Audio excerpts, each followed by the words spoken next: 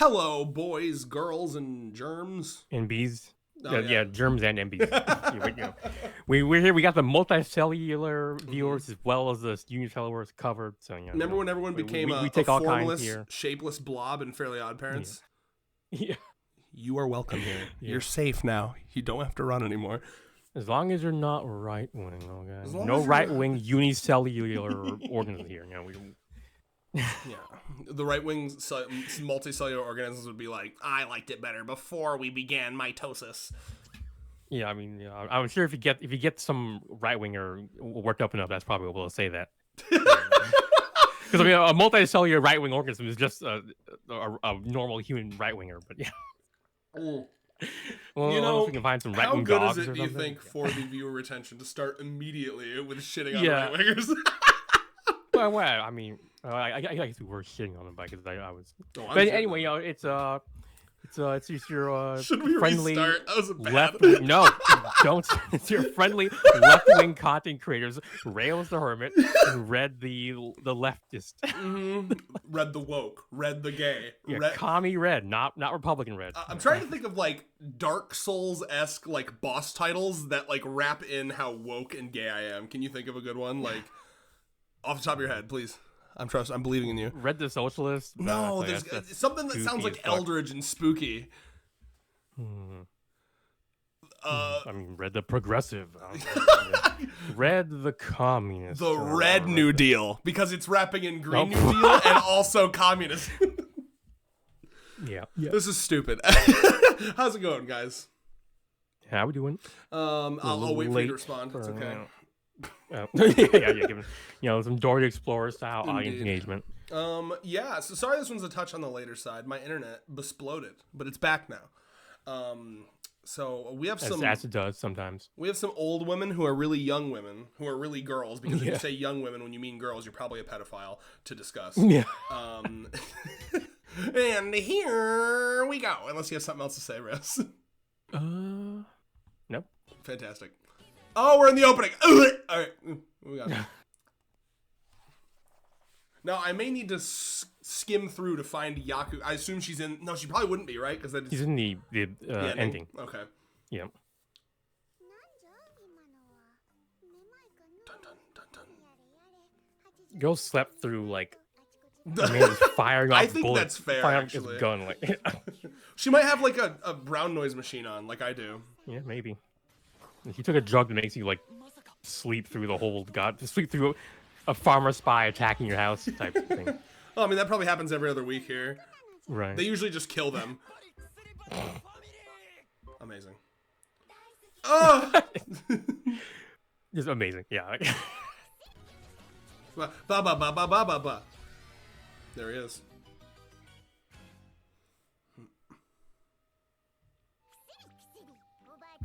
Why did you do that? I forgot she has like a one-piece laugh. Right.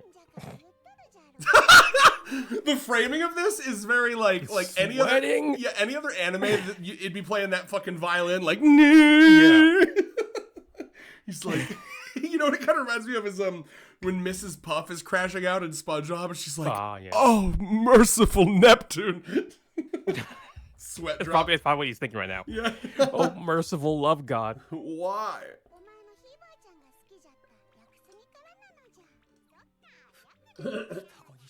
Dope cedars. No, I just look like this fucking stupid because idiot. I'm Asian. Yeah. That's really fucked up that you Rentaro to make a joke like that. Yeah, no, this is fucking all natural.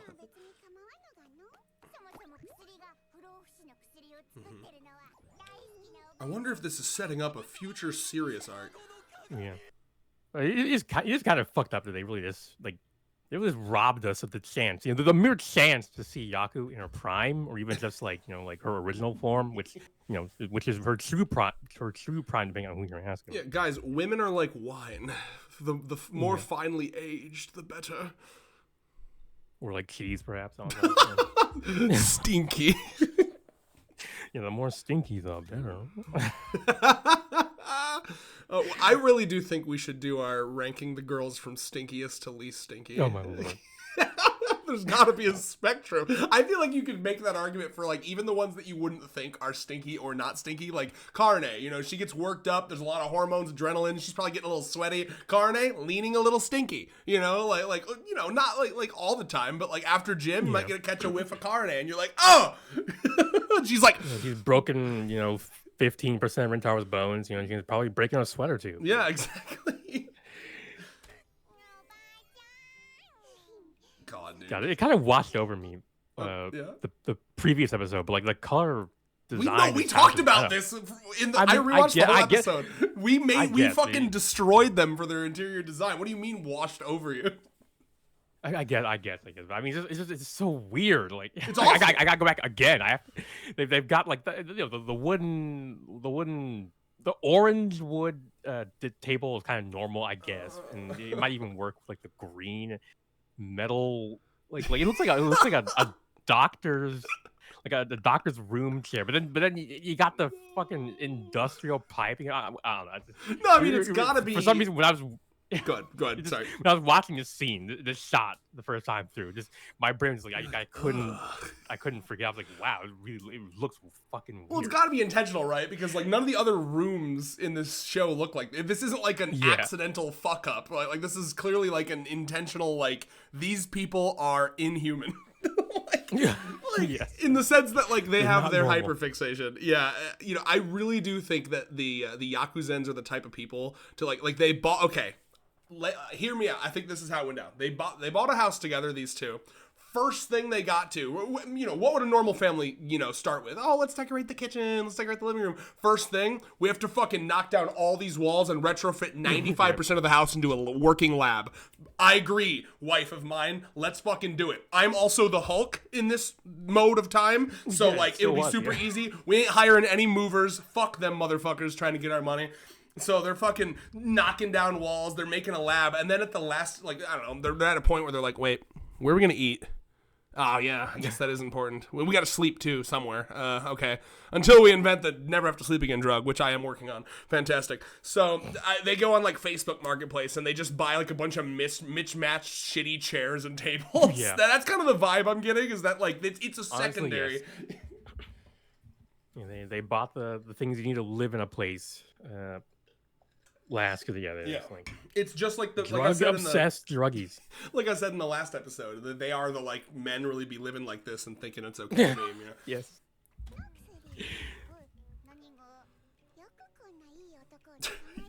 That's kind of fucking fucked, Yaku. That's kind of some like fuck you. Yeah. How the fuck did you weird ass, nasty ass, raggedy ass? I know you're my granddaughter, but I mean. You know, you didn't get my my charm and wit. I'll tell you that. Damn. Looks like she's sniffing. Sniff. Does she really fucking laugh like that? I think so. No, I don't know if that's. Kutsuri's been doing it since season 1. That might be insufferable. Yeah, can you imagine like a if I was doing that shit? You know, like. Can we have one chapter where all the girls laugh like One Piece characters? Yeah, Karane! Like, oh my god, it'd be fucked up. I need one of the girls. We've never heard Nano laugh. Have you even heard her laugh as another person? Whoa! I didn't even think about that. I don't think she's like. I was thinking like Nano or something. Nah, like that. No. Wait a minute. Listen, as the resident One Piece expert, yeah, you can turn anything into a laugh. Okay, fucking. There's one that's I've watched enough streamers, enough VTubers to know that humans can laugh in any combination of syllables. It doesn't take much for us to start sounding like fucking One Piece character. It's cute. I love it. In 1941. That's crazy. Yeah. What the fuck? They're actually what's the word? They're whitewashing Kusar a little because in the I fucking checked. Not only does he say that he fucking like you're my dead granny, right? Like not even he's just in the English translation of the manga, but even in the Japanese, he just says like he's dead. Or he doesn't euphemize by saying he's up in heaven or whatever. He's like no. Oh, that's dead. Interesting. Yeah, because like I'll be honest, this is a family of science. This is a family of science. I don't think well, but then again, they do interact with spirits at times in this show. Well, so they interact with spirits in the same way as like a a spirit is simply like a would, single-celled organism to me. Just because you can't see it without special equipment doesn't mean it's magical. Yeah. You know what they say? Any sufficiently explained magic is indistinguishable from science. You know, that's what true. they're doing over here. I will create a drug that allows me to go to heaven and fight God. Yup. If God takes my granny away from me, cracks knuckles. Yaku expresses regret and nostalgia over letting her husband dying before her. So Kusuri's like, fuck, I guess I gotta make a drug for him. Wait, unironically, I want a fucking arc where, because again, we talked a lot in this whole series of us anime reacting about the girlfriends like powering up like anime fucking characters. Like, Momiji eventually being able to like fucking massage cancer away because she's so good at massaging. Yeah, Yamame is like a Nurgle devotee from nature goddess, 40K or whatever. Indeed. I love the idea that like some future, chapter 735, mark it in the calendar right now, okay? There's just a moment where Yaku's like, Kusuri, I think the next time your drug fails, I just let it happen. Okay? I've lived long enough. I miss your grandpa. And she's like, okay, but would you stay if I brought him back? He looks unhinged while she's saying it. Oh yeah, I want Nozawa to cook. I want like freakish face, like just horrific ass evil like Yagami face. It's totally innocent evil too. It's like he's not even like he doesn't realize that he's messing with the forces of life and death. Then the god of life and death shows up and he's like, "What the fuck are you doing? Okay, like you're already keeping your grandmother alive past her natural end." I was willing to overlook that, okay, but this is fucking ridiculous. And then she like fucking throws bleach in Death's face. She's like, "Ah!" That melts your face drug that hit the vice president. Oh yeah, that sort of thing. And then the Death will die from that, and the vice principal will be like live. The Revenge of Billy and Mandy. Oh my god. And Death has a stereotypical Jamaican accent. Yep. Oh wait, I'm sorry. I was gonna say something about this. This reminds me of when Allie's grandpa, like year one of us dating, I go to like a fucking family party. That's my partner, by the way, for anyone wondering. And Allie's hyper religious fucking coming down with dementia crazy grandpa is like, now who do you love more, Jesus Christ or your boyfriend? I swear to God that happened. And Allie was having none of it. She was about to like throw verbal hands, and I basically was like, I don't think it needs to be a competition. Already pulling the polyamory. Yeah. You know what? If he wants, I will let Jesus into the polyamory. He seems like a really cool guy. Yeah, I'll be the first to say it. Yeah, I'll let him in. You're here first. Genuinely kind of fucked up to be like, who's better, my boyfriend or your dead? Your dead god.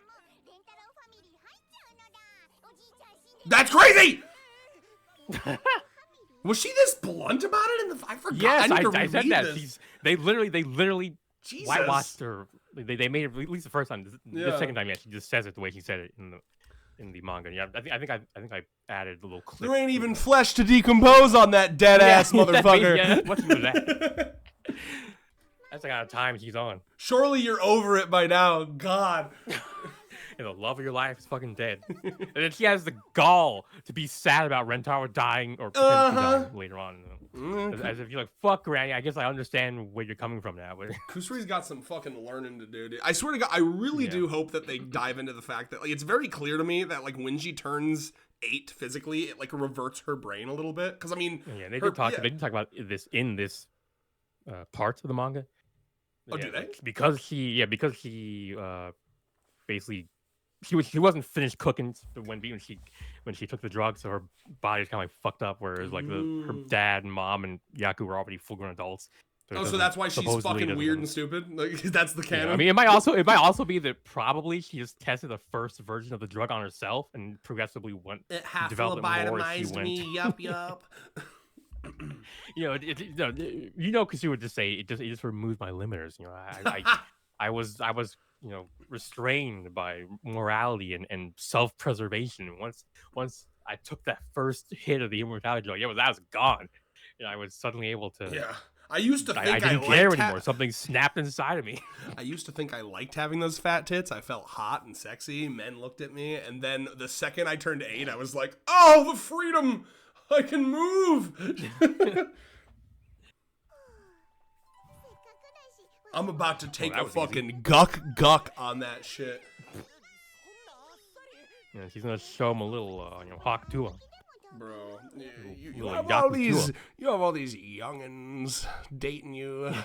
I got the technique. I mean, yeah, she literally is the only girlfriend who has a technique. So when they have the inevitable have to teach girlfriends how to have sex chapter or whatever, then Yaku will be the coach. Any of you heard of the grapefruit technique? Yeah. Do any of you know what good pussy sounds like? Matsuri, stir your noodles. Yeah. That is what a good pussy sounds like.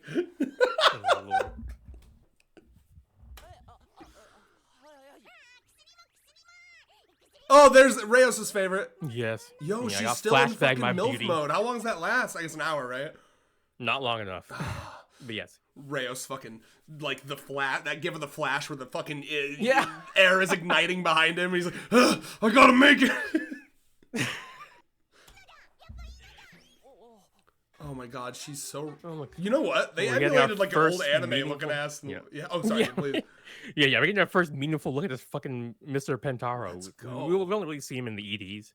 Yeah, we're getting to see... This is peak. For the anime only, he does show up a few times. And that whole chapter based on his... on Kusari having little kid that one's so good. Dude, when she's crawling up Hikari's leg, she's like, little Pentaro, because she named him Pentaro after Rentaro, right? That's not his actual name. Yeah, he's called like Pen, I think. Yeah. Because I can see right there in the subtitle. Oh, fantastic. So she's on like Hikari's leg, and Hikari is so fucking thirsty that she hears that the thing is like vaguely named after Rentaro, so she like lifts her skirt and she's like, I got a cave for you to explore, Pentaro. No control. Kendra or Kusari's like, no, I'm going to leave now. Freaking me out, Dayo or Nano. One of my favorite Kusari moments ever is when Kusari gets weirded out. It's so rare. Yeah. She's usually like that, and then the Sue stuff where Sue's like drooling over numbers, and she's like, I don't understand. I'm going to leave. Swordfish! Holy fuck. They knew they had to cook here. Ah! I'll be honest, Rentaro, that is a child.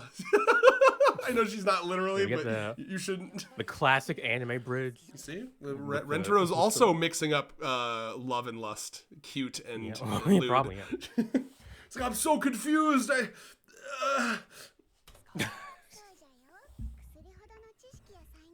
That's crazy. It's true. Kusari's a fucking prodigy, bro. There's an oil spill in the sky. And then... Yeah. So this I'm excited for. Because we actually get like a real flashback. Yo! God, she was so hot, dude. Right. The Kusari we should have had. I know this shit ain't real, bro. I don't know why they decided to change I had to update it's Mr. Yeah. I guess we'll show at the end. But yeah, that's kind of fucked, isn't it?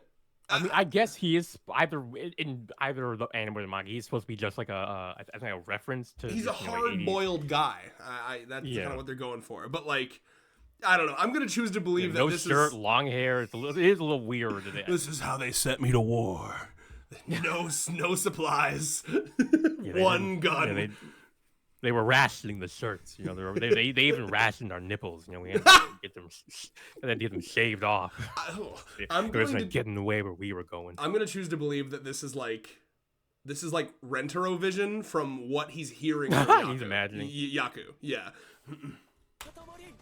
Because he's like, oh fuck, how am I going to live up to that? Which, by the way, this is interesting, right? I don't know if we ever did this analysis before. This is very in our wheelhouse, but we never got to talk about this chapter. You know what I mean? Because we weren't reviewing when this chapter came out. There's like a commonly understood dynamic with men when they're dating a woman who is not a virgin, where they start to compare themselves to the past partners, right?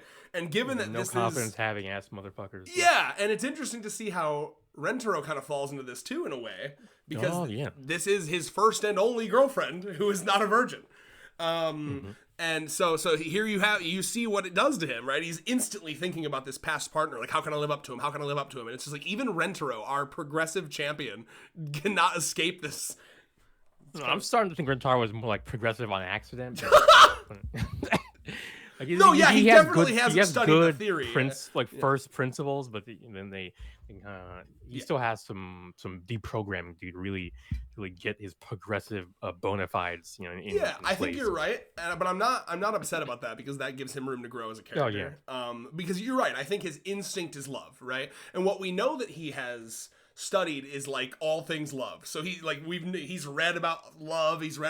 What I do canonically think he probably has fully actually studied, like his, how communists say read theory. Like Rentaro has read theory about like relationships and consent and like probably all that shit, right? But I don't think he's got like I don't think he's read about like incel dynamics. He hasn't read about seduction. Ooh.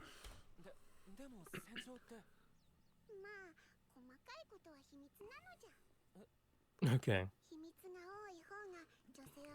I was gucking him in the trenches, dude. Yeah, I mean that is true, Yaku. The little secrets are similar, but when they're clearly wartime secrets, it makes a man wonder. It doesn't make you wonder, Red. What side were you on, Yaku? Just ask him. I got one more question. The statute of limitations is up, Rentaro. Stop prying. Yeah. Rentaro's clearly thinking the same thing, but he's deciding to let it slide. So if I was to say hail, what was the next word you'd say? He's like, just try to trip her up when you say, every once in a while, you just mention some really unusually specific wartime event. If I was to point vaguely towards the distance, how high would you raise your arm, Yaku? Just some muscle memory, Yeah. And if I was to show you a perfectly let's play a game where we finish each other's sentences, and I say blah blah blah, you say blah blah blah, I say comma, you say. And if I presented you a perfectly healthy yet very shootable infant skull, what would you do with that? Okay, now before the lore experts come at us, we know that she's probably not from World War II. But I want to believe, or the Korean War. And unfortunately, we don't know enough about those wars to make references based on them. So, okay, she's from some fictitious 100 girlfriends war. That too. That's the third option that other people have also put forth. Yeah. Yes. Well, I mean, so the series? Let's do some math here. Okay, so the series takes place in 2020. 2019. 2019. Okay. Yep. Because time has not moved from when it started. 89 years. So what year would she be born? I hope you have a calculator because my phone is dead. Okay, so 9 years from the 2020s, we're subtracting 10. That's when we're subtracting 70 from 2000, so it's like 1930. So she would have been born about 1930. Okay, so then military joining age. In World War II would have been happening while she was like 8 or something. Damn.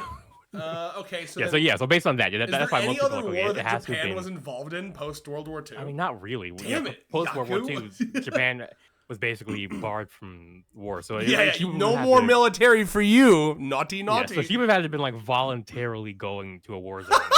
Granted, she's clearly a doctor, so maybe she was doing nurse stuff there. She's Doctors Without Borders. That's where she met her ripped ass, Chad ass husband. Yeah. Out there in the Vietnam War fighting fucking predators or whatever.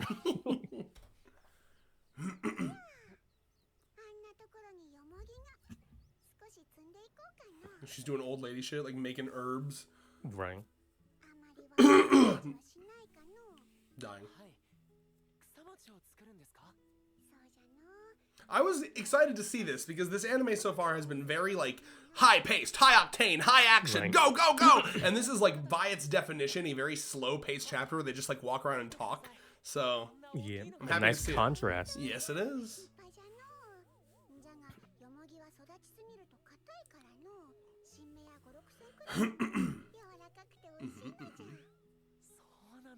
Wow. Now you're using old style measurements. See, I hate her laugh ruins it. I was about to say though, like moments like this, which happen a lot more in the manga, and the anime likes to skip past them for hype moments in Aura. I will say, the hype moment in Aura when he saved Mini Nano. That was crazy. I mean, that was, as hype in the anime as it was in the manga. So. Yes, but I will say, moments like this are what this show is about, what this series is about, right? Like, look at what makes Rentaro fall. Honestly, I'd say he needs both of them because, like, yes, the juxtaposition between those crazy, action-packed moments of Rentaro jumping on top of a car to save Nano, it does. What's the word? The following moment where we just see his little montage of him helping her get through the night. I mean, I think it wouldn't be as what's the word? It wouldn't be as striking if it didn't happen right after fucking high octane emergency thing. And in the same vein, this Yaku moment where we're going to see a very different thing from all the other girlfriends would not hit as hard without that context. Oh, yeah. But I don't know. So, no, yeah, I completely agree. To clarify, it has been a while. I'll say one more thing. It has been a while since I actually read this part of the manga. So I actually don't. So I mean, I don't know. Some of the shit happening during that part of the manga was crazy. Yeah, even the one-off things they skipped were also insane. So, to clarify, in their own way, I love the crazy. It's the mix of those things is what makes the series so good. What I'm saying is the skipping. The skipping. all the non-hype moments, all the non-tempo moments of the new GMs. But what I'm saying is, like, this right here is what I like about the series so much is that, like, what he falls in love with is, like, hardly ever their beauty. It's always like what real love is, which is, oh my god, they're autistically hyperfixating about their autistic hyperfixation. You know what I mean? Like, it's even like, when it's goddamn Mimi. Yes, fall in love with her because of her devotion to beauty, and also her what's the word? Her recognition of all kinds of beauty. So yes, I like that Rentaro consistently falls in love with him as people first, women second. You know what I mean by that? Yeah. Like, to the point where, like, I wonder if Rentaro could be bisexual.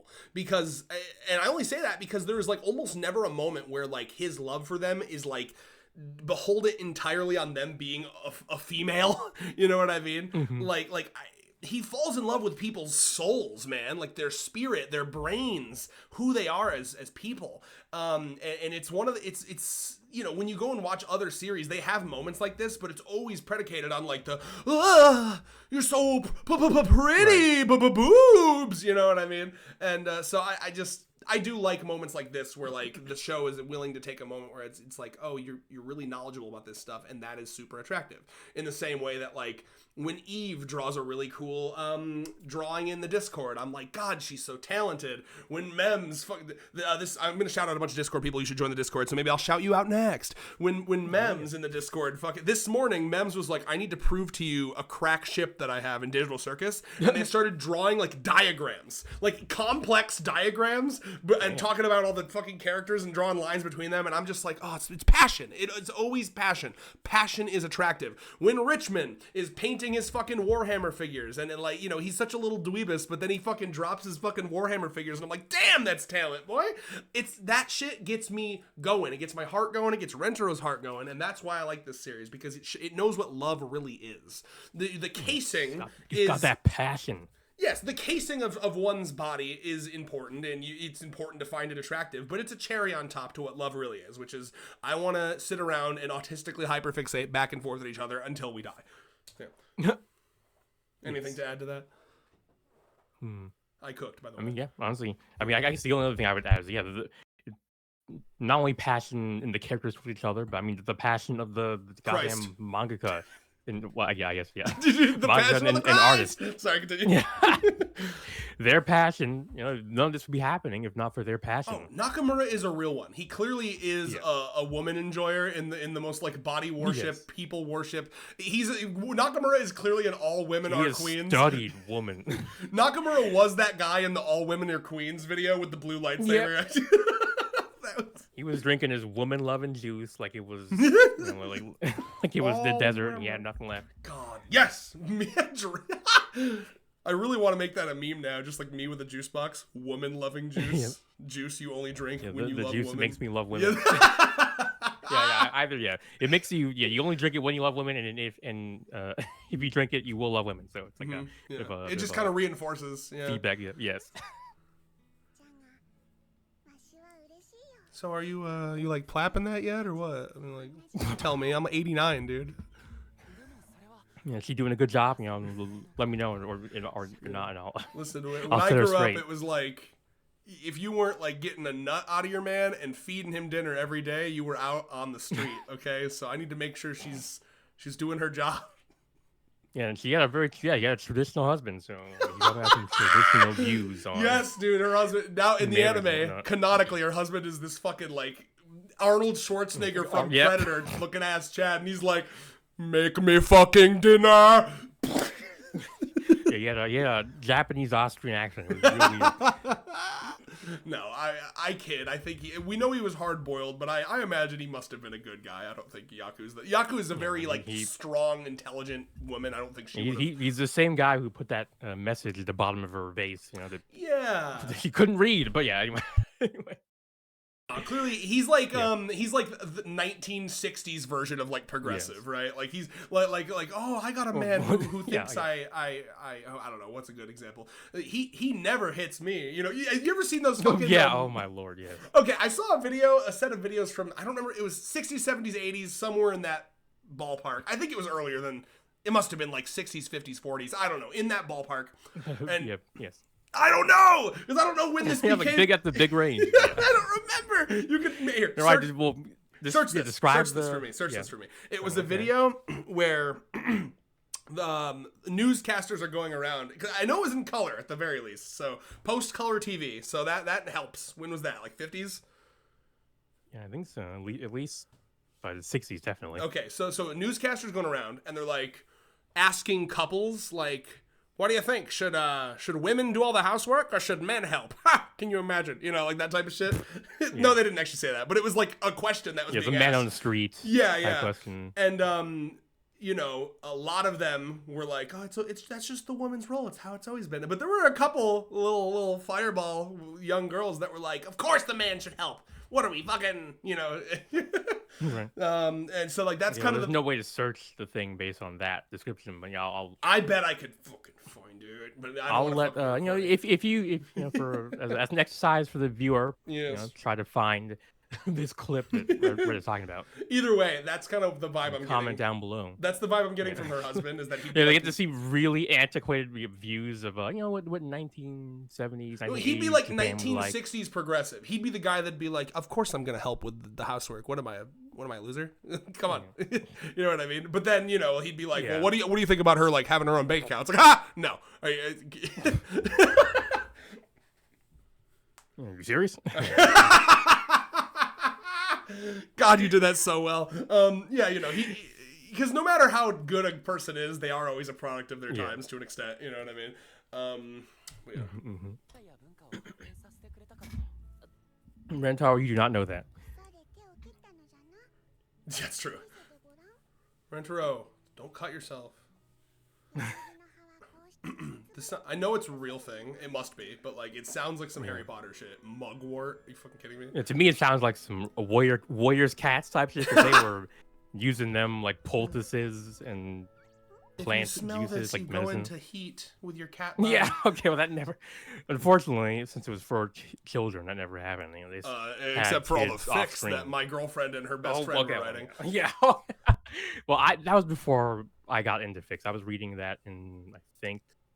3rd, 4th grade. Allie was a massive warrior cats girly, and I know that Allie. This is how cute this is. Okay, Allie and her best friend Catherine, who is the wife of my best friend Andrew. Those two being the ones. Okay, I've been thinking this before, but you know you have to save their names to describe them, right? Like I mean, like I don't mind using their names, but I feel like our first name's that big of a deal. I guess not, but like. Oh, normally they have people just say the title or the relation that the person has to the people. Yeah, you're right. Yeah, just first names is not enough to do anything. I don't know. To me, it's like I don't know. There's like a weird thing in my brain where people will think I'm making them up if I don't drop a name for some reason. It's crazy. Whatever. I'm sure it's happened before. The stream was just making up people. My girlfriend from Canada, she's totally super real, I swear. Yeah. People say that. Yeah, but if someone said, yeah, my girlfriend's friend, who is also, the girlfriend of my friend. It's too confusing. Just let me say their fucking names. Say it like that. Okay, Fine, whatever. Let's hear their warrior cats exploits. I just Catherine and Allie would they've recounted stories to me of playing warrior cats in the woods as children, which is very cute to me. Like going into the woods and pretending to be warrior cats as middle school girls. Damn. That is the cutest fucking shit I've ever heard. Feral, yeah. Yeah. Well, that's why wild side out. They're incredible because yes, they were in fact feral little girls. Like smacking each other with sticks and shit. I mean, honestly, that's kind of shit more girls should be allowed to do. I think agree. It would save them a lot of mental torment, distress. Honestly, yeah, yes, absolutely. Punt this girl. She's not Kusri. Who is this high school boy piling around with this 8-year-old? Oh my god! Right. Call CPS. Well, they're gonna call on Rentaro. You know what's cute about this? Yaku is definitely having fun. You know what I mean? Like Yaku. How do I put this? And as you see towards the end of this episode, Yaku is an interesting one because she actually she enjoys toying with him clearly, to an extent. But she's also in her head, she's like, this is kind of nice, But she wants to kind of play it slow. Yeah, she's having fun with as a granny having fun with the youngins. Well, I personally like the read that you're old, you're 89, you probably until a couple years ago were preparing for death, and now it's like, well, shit, I got a whole new fucking second life to live now. I'm kind of bored, and now that you've returned me to youth, I think I'm remembering what it feels like to be horny. Despite I don't even know. Maybe not, given the biological age of her body. Who knows, man? How much of horny is muscle memory, and how much of horny is pure hormones? Because she would remember what it's like to be horny. That is an interesting brew of fucked upness to look into. Me under the tree holding an apple. How much of horny is muscle memory? And how much of horny is biological age? It's like, what are you talking about? I mean, kick this guy out of the philosopher's circle. Well, that's not very philosophical. Yeah, what the hell? Whatever happened to free speech? Potentially uncomfortable. Anyway, anything else? Yeah. Classic anime plane flying over the. It's a classic good scene transition. Yeah. They probably have a couple stock versions of this just to slap in the timeline. Right. That's a really square plane because most planes are I don't know, aren't they longer than that? But anyway, I'm not a plane expert. Yeah. But good question. I'll file it away.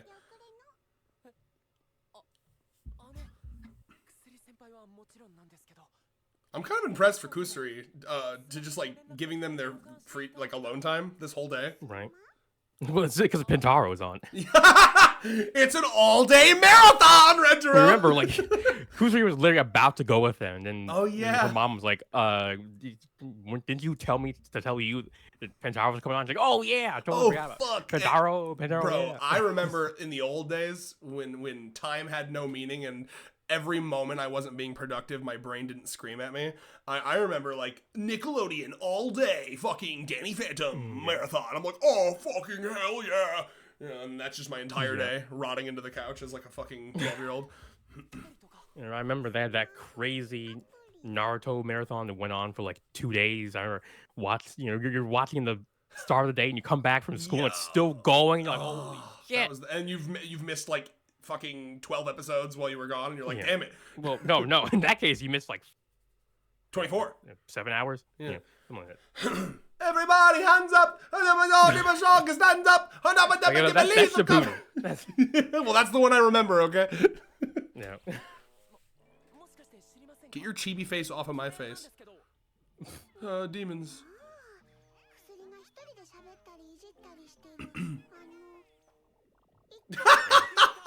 I mean, I guess that's kind of what things look like if you have no fucking idea what vision. they are. But what's that fucking show where the guy doesn't make eye contact with anyone and so all the faces are X'd out? There's a lot of shows like that, but maybe I don't know, Your Name or something. Was it a movie? Oh yeah. Famous, yeah. Movie, yep. It wasn't Your Name. It was like Your Voice. Like, that one was about the deaf girl. But, anyway, yeah. Bro. How does that work? Oh, this is too hard, dude. Yeah, it's like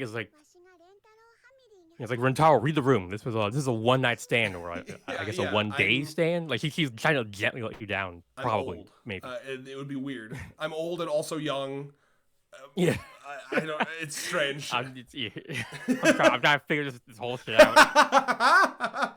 I'll get my new lease on life out. Okay, I don't think romance is in the cards right now. But you'll die if you walk away from me. It's weird. I was gonna die anyway, Rentaro. Thank God. End my grasp on this mortal coil.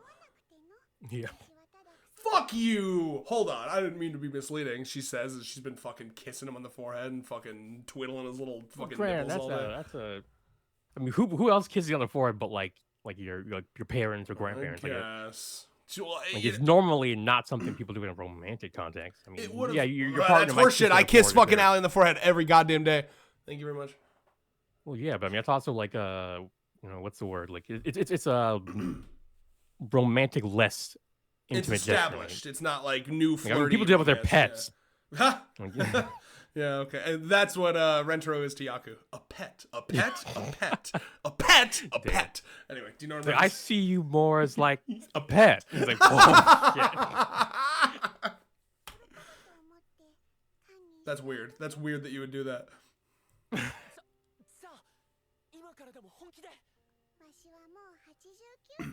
That's crazy too, because like Yaku doesn't understand. Obviously, none of them know that. Like, I hate it. It's like I'm so happy Nakamura wrote it out of existence, kind of. But like this like idea that like she'll fucking die if she doesn't date him. Yeah. So like from her perspective, real quick, from her perspective, Rentaro is like, despite the fact that he has like 15 girlfriends, Rentaro is like, no, please, I have to fucking date you. It's like, damn, well, thank you. I mean, I feel very wanted, but like, holy shit, I just met you, dude. There's also the fact that I mean, like 80.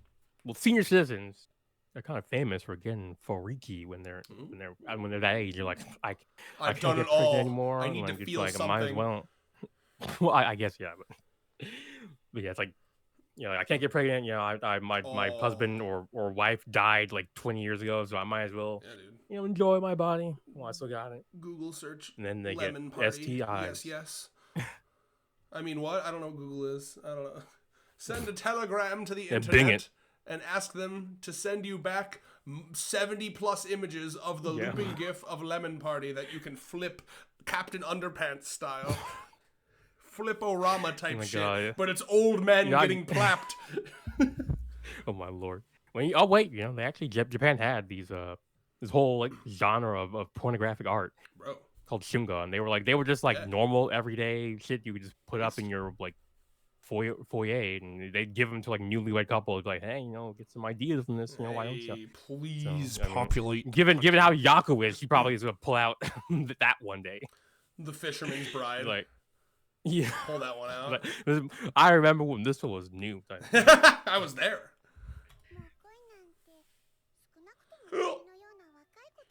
This is the fucking, you see how like the color is desaturating? Yeah. This is like the cloud of death seeking down into her. The Grim Reaper walks behind her. He's like sharpening his scythe. You can see her in the background like, Yaku, please just consider it. Like, no. No. Ripper sticks he's getting the boat ready.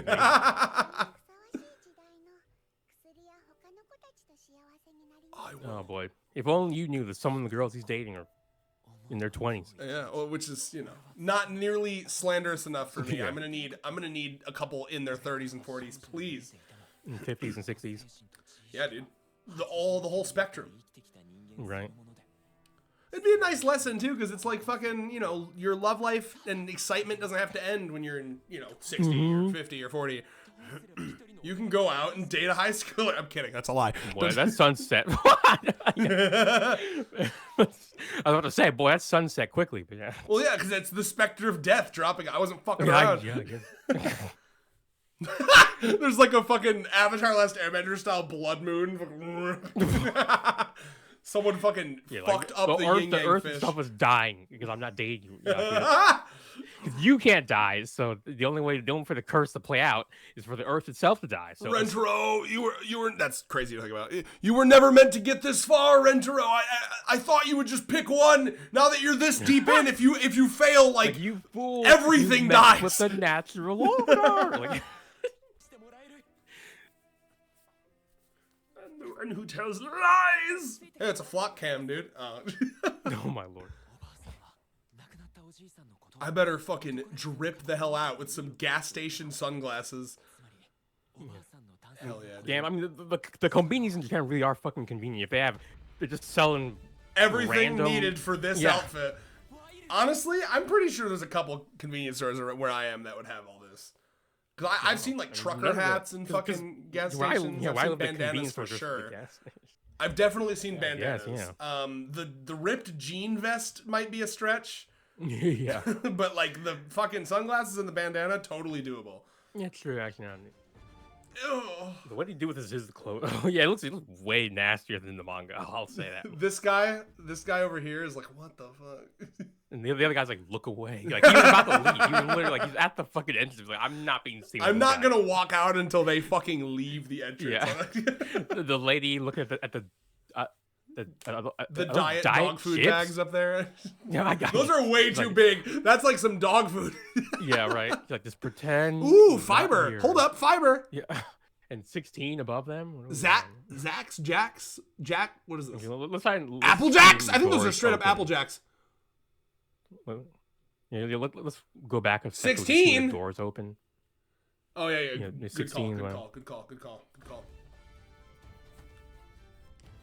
Yo, I got some 16, girl. You want to share some with me? You just jack something jack. Those are literally Apple Jacks. Oh my wow. Okay. Called it. I see how they're going down. And then check how the next style is the same shit, yeah, organized differently. Interesting organizational strategy. I've never seen that before. But... The 4 things you can buy in this store are fiber, Apple Jacks. Yeah, I think you can see the jeans and like shirt in the very back. I'm in the soup aisle buying soup type store. Oh, Lord. Yeah, valid reaction. Holy fuck, he's cooking. Right. Let's make a bro ruckus. Changed his whole. We're making a ruckus! Oh my god, I need to show you a thing after that. There's a very old. I hate saying that because I remember when it was new. But there's a very old Achievement Hunter clip where Jeff, that guy I was telling you about before we were filming, they would do these like GTA heists where they would like in universe like we're gonna steal this thing and move it over here and like play it out in character. And like one of the guys or like his fucking job was to distract the police. She's like, all right, Jeff, your job is to make a ruckus. And then the whole video, it just keeps cutting to him like bashing police officers and windows. He's like, I'm making a fucking ruckus. I'm doing my part. So he's making ruckus is a great word that should be used more, by the way. Right. We're about to go make what makes a bad boy bad? The Ruckus Park. I should have called it. Get on the fucking seas. Damn, that's hot as fuck. See, if Rentaro was a real bad boy, he'd be like, get on the seesaw with me, but on the same end as me. Sit on my lap. Yeah. This was a hop up and down.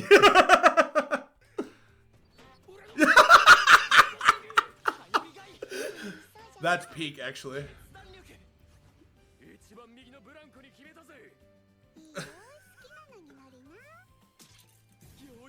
I will push you on the... Oh, he's so cute. Yeah. Bro's never been more cringe, but I guess he is cute.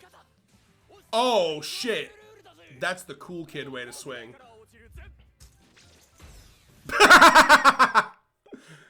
Damn, dude.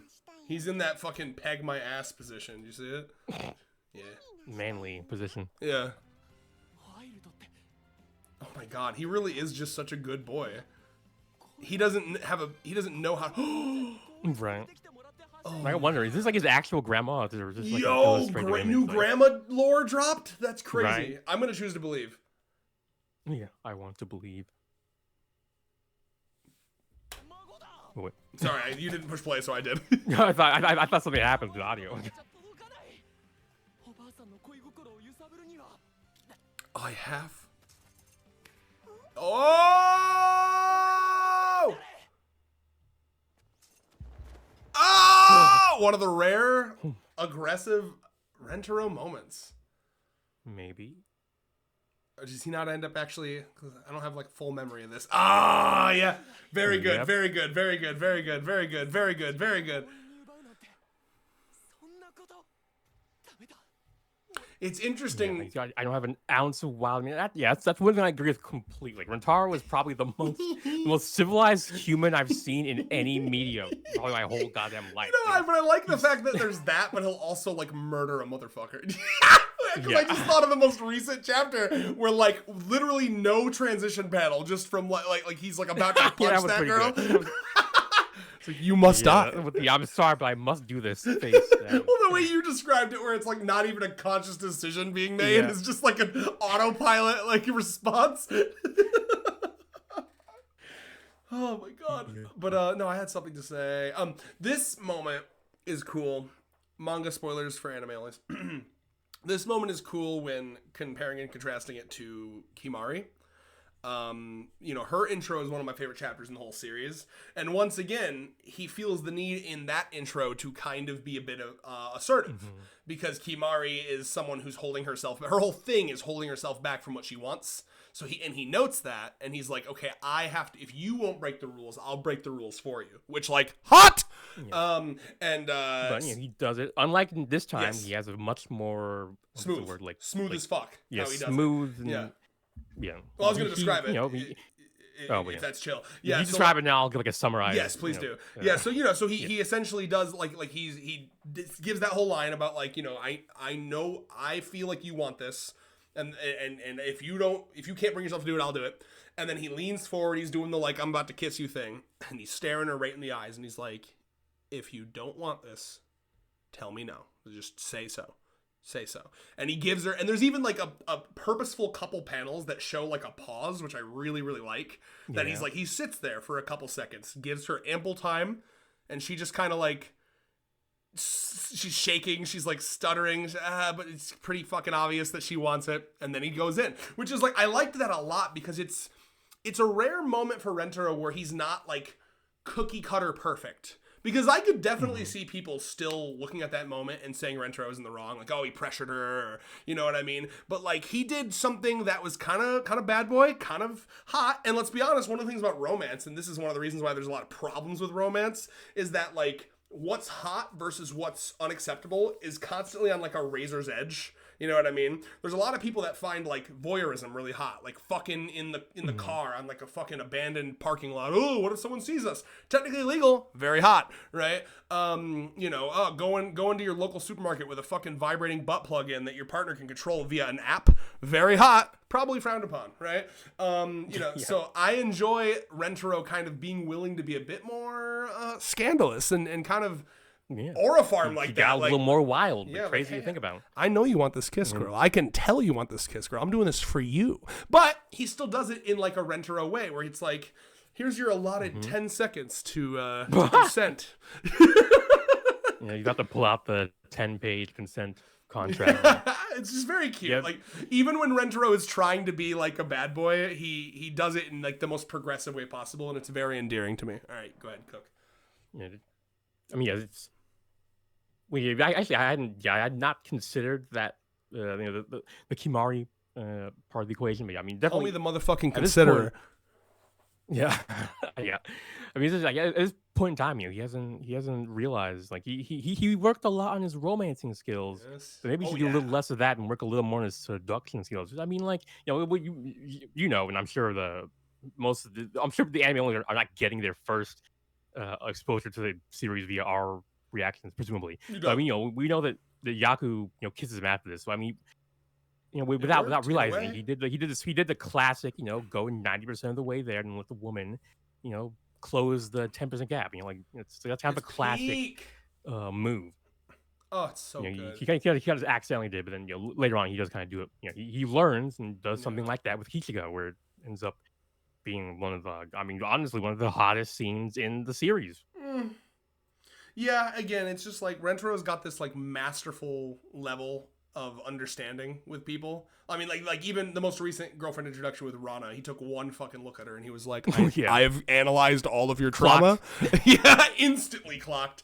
And I know exactly what you need to hear. Like, to the point where like I would love a story where he kind of like does a little bit of fucked up. Does a little bit of like introspection and like realizes how. Well, what I was gonna say was fucked up would be great. Actually, I love that idea where he completely misreads. I think the most recent one I can think of from that perspective is Meru, where he thinks that Meru is gonna kill herself. Like he's like, please don't jump, and she's like, it's just a nice view, dude. Chill.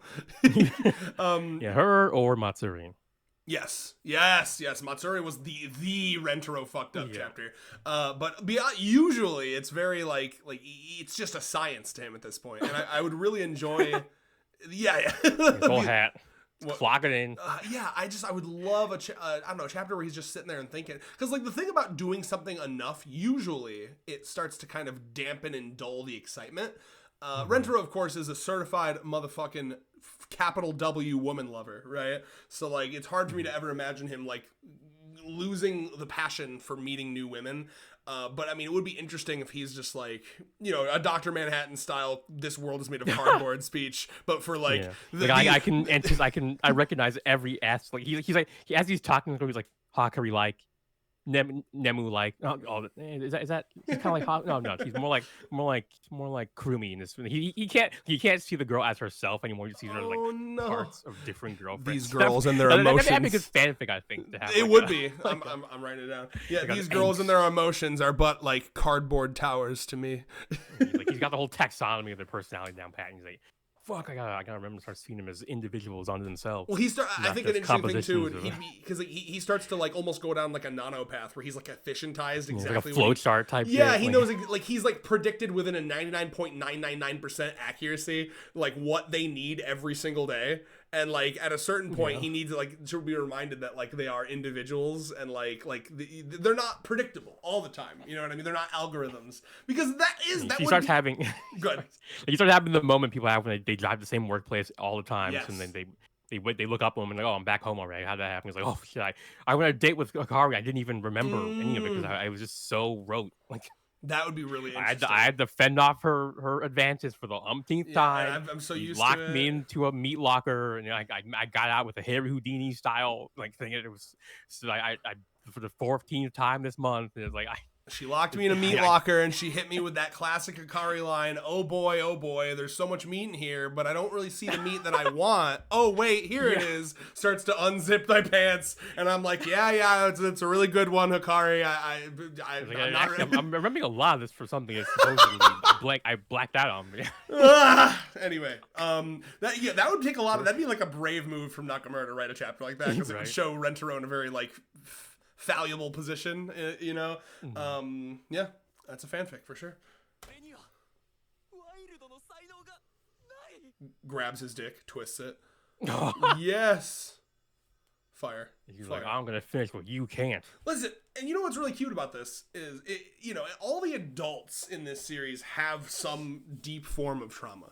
Yes. And like with Yaku, there's like a really interesting, it's less trauma and more unholy scientific shit has happened to her. Yeah. And now I mean, I think that like if you've been 89 up until like fucking 2 years ago, your husband's been dead for who knows how long. This feeling of being wanted, desired, it must be alluring. You know what I mean? I know it's alluring for me. It's still, you know what I mean? So like to me, if I'm Yaku, the efforts that this boy is going through is like, damn, you know what I mean? Yeah. True. And I'm 8, so like it's not illegal to kiss him. Okay, so like fucking try me. It's not legal for me to kiss him. Yeah. It's legal for him to kiss me. But, that shit was cringe. Yeah, he got her with the pity riz. But heartfelt. Yeah, I dated an alpha Chad who slays Mad Poon last life, And this life, I kind of want to literally stay. slays living men. But to be fair, Rentaro does that as well. So. Oh yeah, well, he's like Rentaro. Show me when you kill some of the threats to our family. That will get me going. Gets me going. Reminds me. Nothing will make the pussy purr like that. Yeah, the motor going again. Yeah. And I need you to help me get the motor going because, again, my body's in a weird, jumbled up state. Mentally 89, physically weird 8. superposition. Yeah. That's good. That's a good reference. Good science reference. But yeah, no, like basically do a bunch of shit that I find hot, and I'll let you know if the engines get going. You know what I mean? Yeah, I want to date a beta. But like it's weird because like you're kind of giving beta, but like you also slay Mad Poon. You Gen like Zers Sigma? confuse me. You know, in my day, someone like you could slay Zero Poon, but like as you note in the future when meeting girlfriend Ira, it's all about not you as the random guys in the background note. It's all about the generally nice, cool, just kind of cool guys or whatever the fuck they said. You remember that line? How did it go? Yeah. It's like actually, that's like super poignant to this because they say the era of bad boys is over, and now it's all about like just the generally average looking nice guys. Yeah, Rentaro need to hear that. I like you because you think I should be able to vote, and I really appreciate that. Called it. Yeah, pity Riz right there. Your desperation. It's fucking hot. Crazy. Nakamura, listen. It's not for me. Okay, but when Nakamura / Nozawa draws this, because every time these fucking Yakuzens are having a fucking moment like this, they're drawn from this POV, like they're so tiny. And yes. like POV, you're yeah, a child looking up at you. Someone that may or may not be named the Lolly King in our Discord. This is for him. This is for him. You know what? As long as he keeps it in the realm of fiction and doesn't, yap about it too much. Don't Fed post. Yes. Don't keep it away from me. Enjoy yourself. Otherwise, we're gonna have to invite you to a nice chair. Well, I'm Chris Hansen. Shout outs to my favorite TikTok of all time, Chris Hansen, but he's hungry as fuck. Yeah. Please Google that. I sure could use a slice of that pizza. That shit that she does is very cute, and we should get more of that, Yaku. Because lately she's just been like, I'm a boomer and old. I like this, like, I need a lot more of this fucking, I'm going to tease you. Maybe she's playing, actually. Yeah. He thinks I'm pretending to be a senile old lady, y'all. I would like more of this, like, sexual flirtation that she does. No, well, that's I really want her to be like, oh, yeah. Like, she strikes me as someone who would, like, rub her, like, fingers across his bare chest. Like, ooh. Right. Just tangle her fingers in his chest hair. Ooh, his one chest hair that he probably has. Yeah. There it is. Make me want it. Make me want it. Yeah, be a bad boy, but in a good boy way. That's, by the way, there's going to be a big chapter one day where, like, Yaku gets the horny eyes for Rentaro for the first time, and she's like, damn, it's time. I didn't think you could do it. Stop! Every time. They end on that. That's where they end on. Wild. I'm dating her grandma, I'm sorry. Yeah. Actually, I always kind of knew this, but for some reason I'm realizing for the first time, like really realizing for the first time now in this season. Mm-hmm. Like when he's asking for permission, he's asking for permission, this is right after he's like told the girls about the preceding chapter that led to him meeting the GF, isn't it? No, I've always said that it's fucked up that anytime he kisses them before he asks for permission is kind of fucked, in my opinion. I'll be honest. Well, this time Yaku did it, so it's on her. Yeah, I stopped. Okay, that you blame fucking her. This loose little fucking grandma 8-year-old. This loose little 8-year-old grandma. Sentences that no human has ever said. Yeah. No human should ever have said. Momoji's ready. Momoji's like, is she 8? Is she 89? Either way, I'm gonna grope her. It doesn't matter. I can't wait to grope this superposition. She would grope. You would love to grope a quantum superposition. I can feel am I groping? Am I not? Flesh. I can feel it phasing between realities and states. It's very unnerving that they're all like, I don't like Even it. Theo is smiling gormlessly. Oh no, it's like unnerving that they're not moving though, because in the manga you assume that they're moving, you know, like, but it's a snapshot. Like, oh, I don't like it. Like, all right, guys, strike a pose while I tell you the tale if I met my latest girlfriend. You're gonna catch flies in your mouths, guys. Like, Iku, close that thing. That's crazy. Pre-boomer, yeah, it is insane, Karne. It's true. I know it's hard to see the resemblance, but we are related. If you can believe it. Look at Retro. Look at Retro right now. They haven't accepted her yet. I'm worried. Do you notice they never answer the question, by the way? It's not like someone's like, yes. He's still worrying. Because like, so I'm writing a Meet the Family for an OC right now. And something I'm going to have them do is actually like respond to that question. You know what I mean? Because they never do. One by one. No, that'd be crazy. the group, because I'm trying to write. It's current day, so it's 37 goddamn girlfriends. Yeah.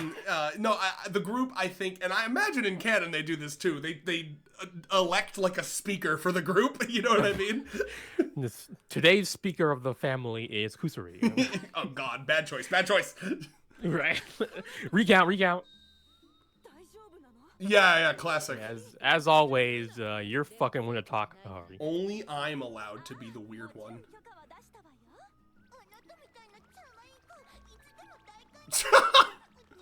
Do you think, was she disappointed when she found out she was 89? Yeah. Oh, it's not getting me going in the same way that it would be if you were just an actual true blue 8-year-old.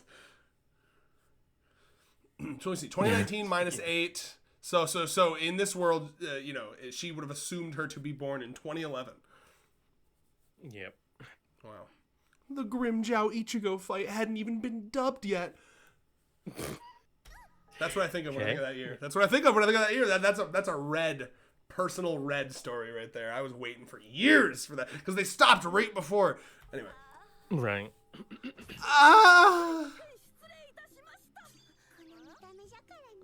Damn, dude, Saki moment right there. I think, for the anime only, this is a bit of a first, and so far, like the last time, Haru's been supplanted in age by GF. Like, it's interesting to see how she treats people older than her. Like, I want to see more older GFs for the bounce off against. Oh, the brief little fucking girlfriend, adults hanging out thing we got when Kimari was doing poetry. That fucking was crazy. Astronomically peak. Doing slam poetry. Oh my God. I was out here snapping my fingers,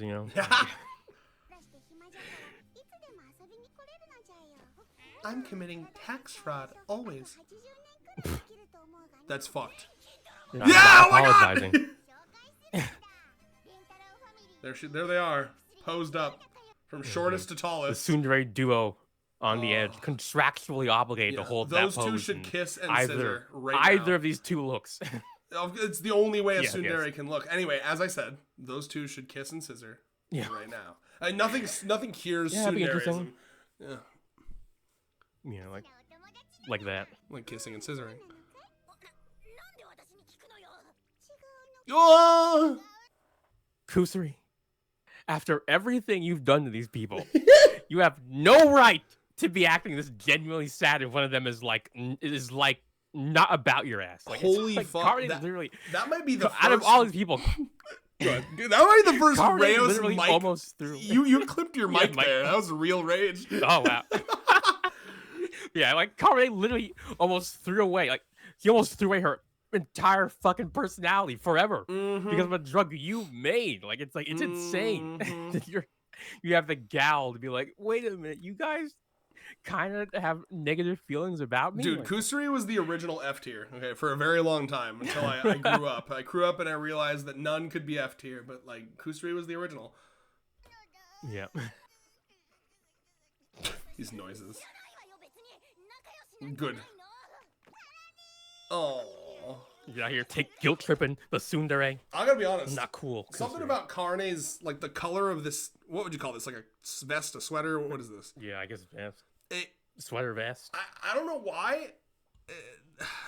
this isn't gonna make any sense. You ever just have a thought that makes literally no sense, but you want to say it? Sometimes. I just feel like it would smell really nice, but it's the color is what's making me think that. I think yeah.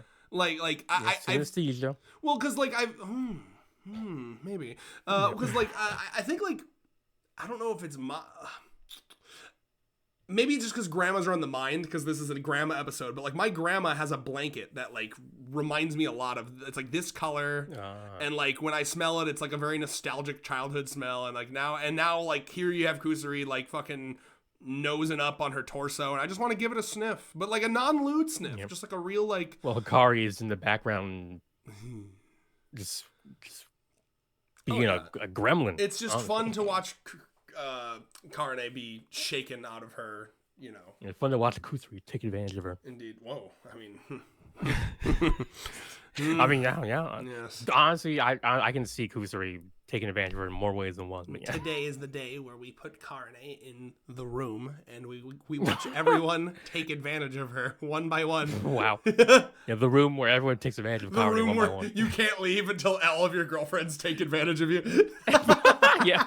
It's not like I want you to take advantage. She's graduated from drugs to now she's making fanfic style rooms and hentai style rooms. You can't leave until you do a specific thing. The juice you drink when you want your girlfriends to take advantage of you. It's like, I didn't know what kind of juice was in there.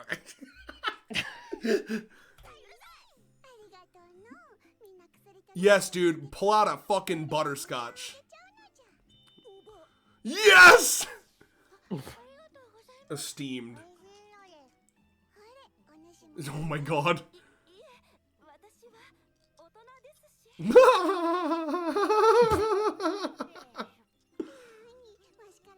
That's facts. Oh, and Hahari will like that.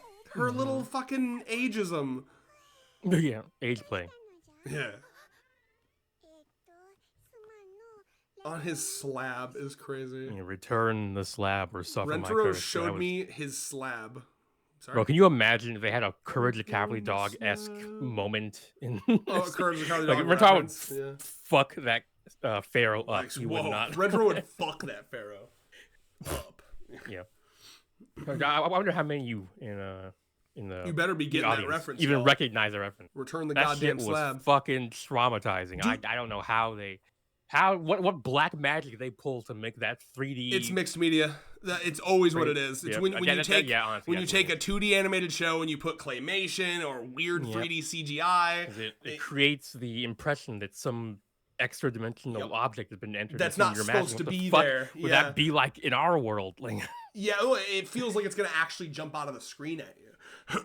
My version of that, so Return the Slab did nothing to me as a kid. I was fucking whatever, fucking no sweat, okay? What fucked me up, and I genuinely had like actual nightmares for days, is the episode where he's opening all those fucking doors. And he's like, I just know there's gonna be something scary behind this door. And, and it's the way that it like, you know, it lulls you into a false sense of security because you're a stupid fucking kid. And it's like, oh, it's just a little girl playing a fucking violin. And then she turns around. And I've rewatched it since. It's not scary at all. But as a kid, fucked my ass right up. Or what about the dream sequence with the blue thing? Like you're not perfect, I think. Oh, that's fun fact. That's the very last episode of the series. Last one that ever aired. Oh. You're not perfect. Damn.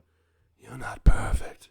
Yeah, it's like a weird, like, dead fucking aborted fetus looking thing. Yeah. I don't even know. So anyway, what I'm saying is we need to have more of that in this More series. Courage, Nakamura, more Courage the Cowardly Dog references. Yeah, someone show him the Japanese dub of Courage the Cowardly Dog.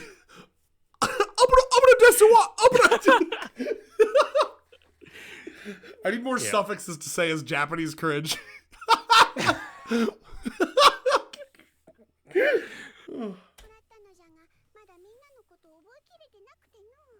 Yeah. I think at this point in time, afterward, they can start doing orientations for the girlfriend. Literally. Like, they just do flashcards for them. I think that's a great idea, actually. That's literally what they're going to do right now in this episode. Yeah, this is super... And presumably they do that with the other girlfriends off pan. You'd hope, off screen. This is Nakamura's excuse to do a personality swap chapter, which is like, yes. Yes. Yeah, he already has enough excuses. Like he's done it like 3 times before at this point. It's a good listen, and now he has like actually infinite permutations, right? I mean, like if you think about it, she's shy. Tsundere. Wanna be, bitch? Yeah. I already am. No, I mean she's humble. She realizes that she's on a journey. You know, she doesn't believe that she's reached the pinnacle that yet. Picture of Kim Kardashian balancing the bottle of wine on her fat ass. One day that will be me.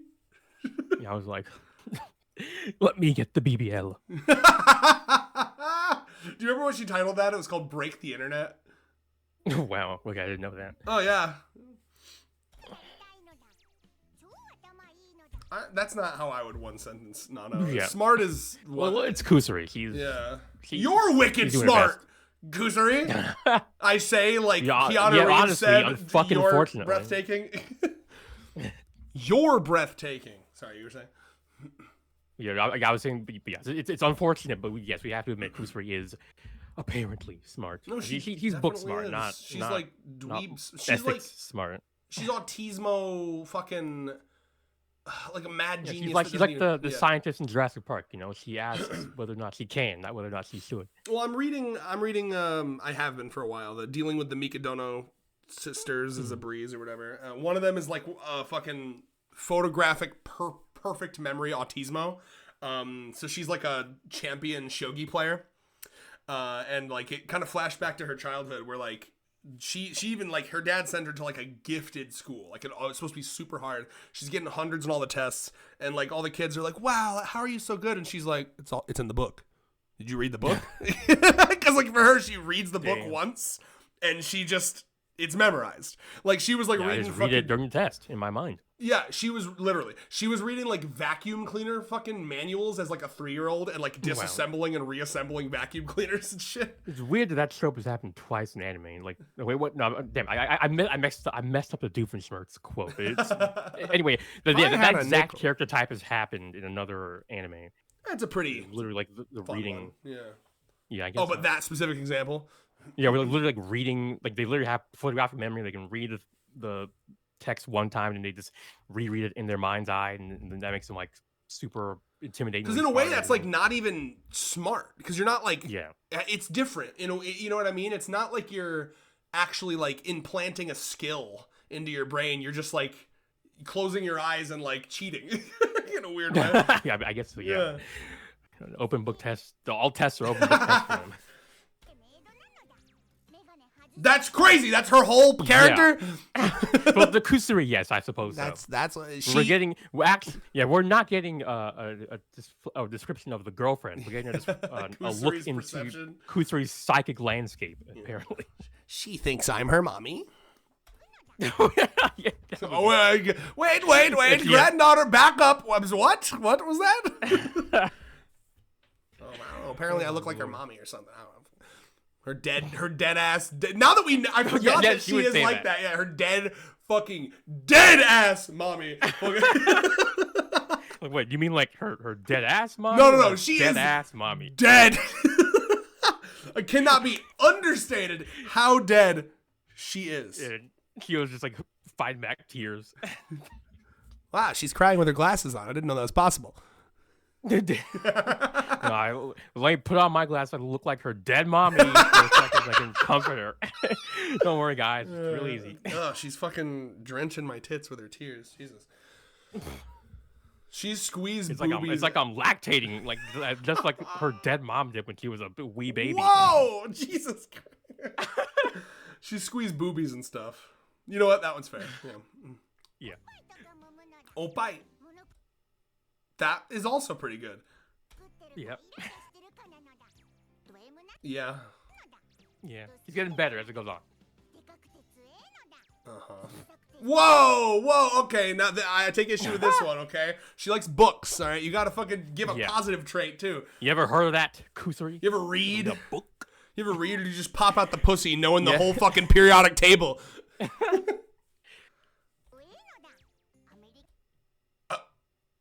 USA mad? I mean, do you mean he's a fanatic? Okay. Yeah, I first thought it was like a mistype of USA made, like made in the USA. He would probably describe himself as that. Yeah. I'm USA made. Wow, Yeah. I mean, yeah. If the shoe fits, you must acquit, or whatever the fuck the saying is again.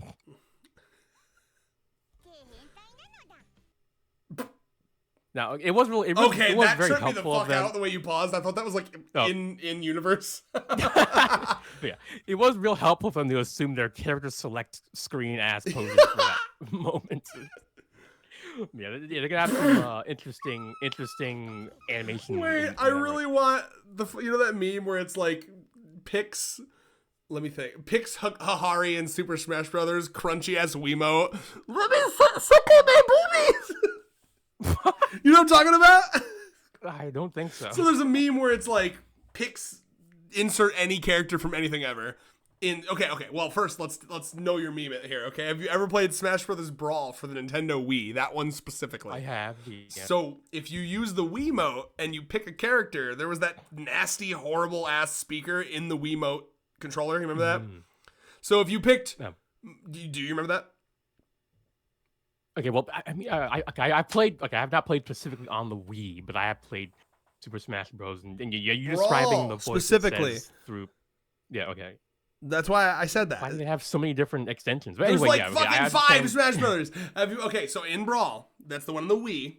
If you use the Wiimote, have you held a Wiimote before? Surely. Yes. So you know how 15 years ago. Fantastic. You know how they have like a nasty, crunchy Fisher-Price quality ass speaker in the middle? Yep. Okay, so in the Wii version of Smash Brothers, when you click a character, so like if you click Mario, it'll be like Mario, and then like from the speaker, it'll be like let's go.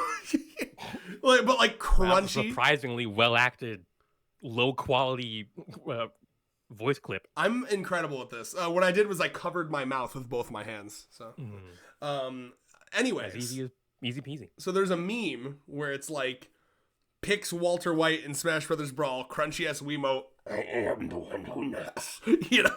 Okay. So I want that for all the girlfriends, is what I'm saying. These guys want to be pretty funny because it would just be like text to speech voice through a crunchy ass mic. Dude, I might legit make that. I might legit make those memes. I think I will. You'd be like on guard. Bowder, you cretin swims. Yes. Yeah.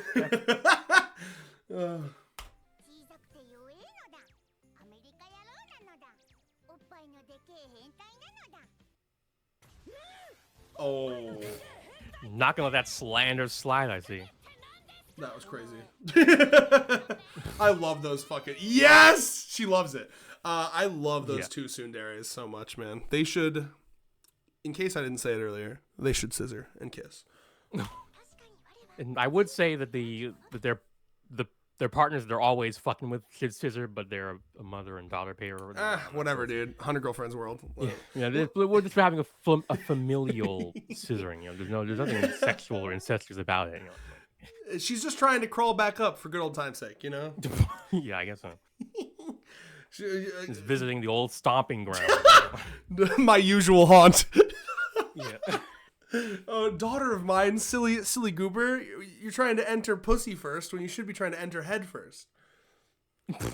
Here's a snorkel.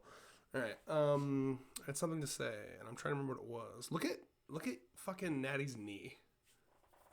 Yeah, it's a little kneeing. Wow. It's not exactly kneeing.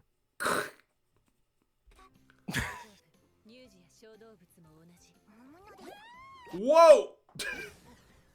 Yeah, he's been trying to get her since last week. At least she gets something to squeeze when Meme leaves. You know? Yeah.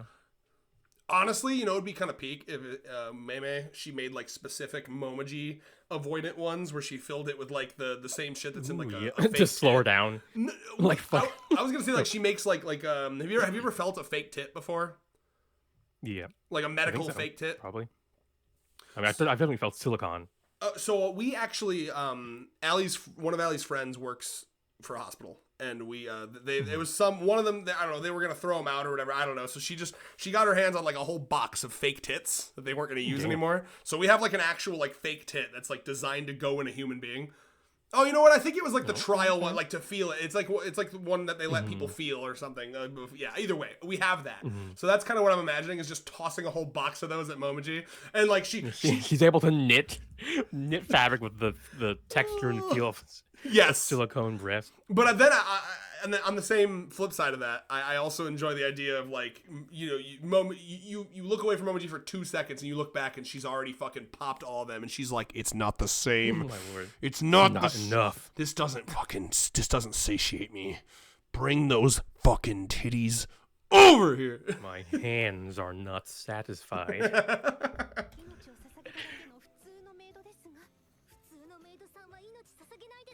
Well, normal maids are a bunch of fucking pussies, aren't they? I say. Well, they're not. They don't have true devotion. Yeah.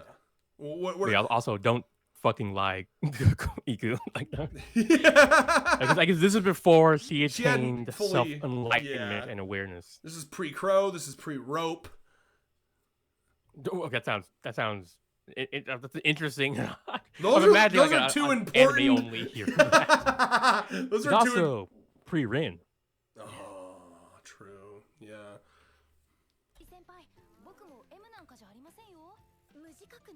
Oh, she's so innocent. Look at these two. Let's go. All right, pop quiz. Right. Think fast, Chucklefuck.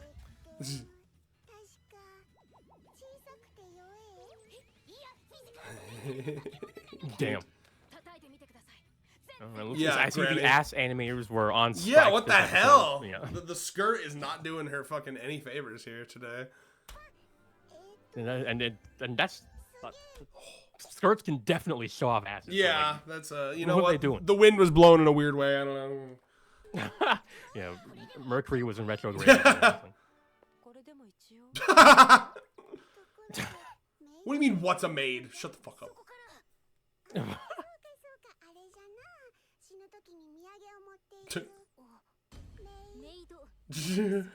I like that she knows that word because she was in the war. Right. She was maiming people, you know what I'm saying? And unmaiming people. Oh, they cooked with that one. Wow. Right. Those are some hips. The titty hole. Designed to birth. Yes. God looked upon her and said, birth! You shall birth. Holy fuck, I forgot about the titty mole too. Oh, and the way they do little usually squares. The booty mole gets all the credit or all the screen time, but it's booty moles can't be crazy forgotten that either. Hahari's genetics, like, she was stitched together in the womb to be lewd. Like, it's crazy to me. Like, also this looks like a fucking failed nipple censorship. Oh, right. But like, I mean, like, look, are you kidding me, dude? God was like, you shall have a mole on the ass cheek and the titty. Nothing? Okay, that's fine. I mean, I guess God of boobies. It's just crazy to me. He gave her an extra 0 on her booby index. Thanks for bodacious trying. I don't know. I was thinking of saying something like that, but I chose not to. But it's fair. I didn't have anything else to say because of that. So. You've been on point. Sometimes I have a stinker joke, and I'm counting on you to save me. Okay?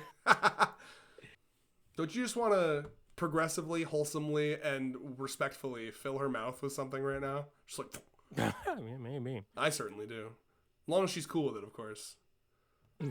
Yeah, do the 10% technique. Go 90% of the way. Exactly, yeah, 90-10. I bring my erect cock up to her lips. Like, what do you think?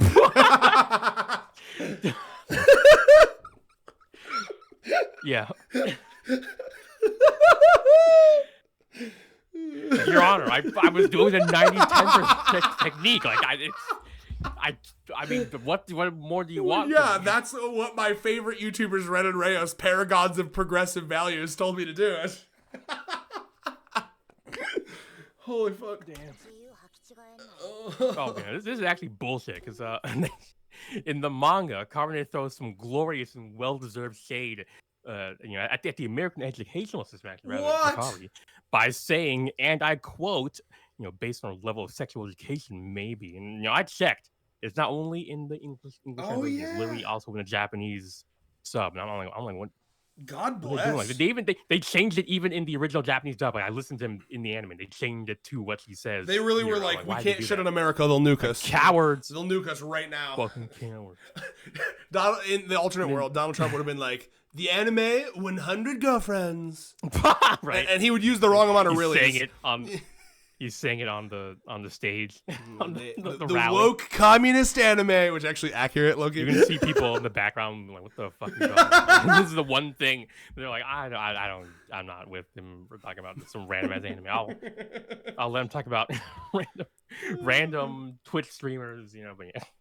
But it also, why isn't Hikari practically on top of Kari like she is in the manga? And like, are you trying to un-Yuri my Yuri? See, this is the thing. Sometimes you can tell that, like, in order to save on animation time, they choose to just put them in, like, boring standing cardboard poses, which unfortunately... No, she was in a boring standing cardboard pose in the manga. She was just on top of Kari. Like, I mean, they're even changing her line. Like, he says something to the effect of, like, you sure you don't mean my cup size? While she's basically smushing her breast against a trembling car. And I'm like, trembling? My God. Yeah, she was trembling. You got the trembling lines around her outline. I'm like, what do these changes mean? Like, it feels like they're un-Yuri, my Yuri. Have I shown you Chuck E. Cheese saying poggers before?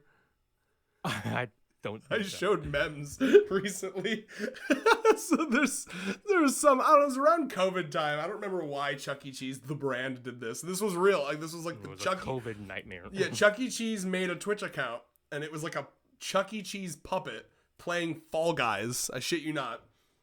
And they were trying to cop the Wendy's flow. Like, a lot of like, I think the Tiger cereal mascot did like a VTuber stint. He was like horny posting because people were talking about wanting to fuck him, right?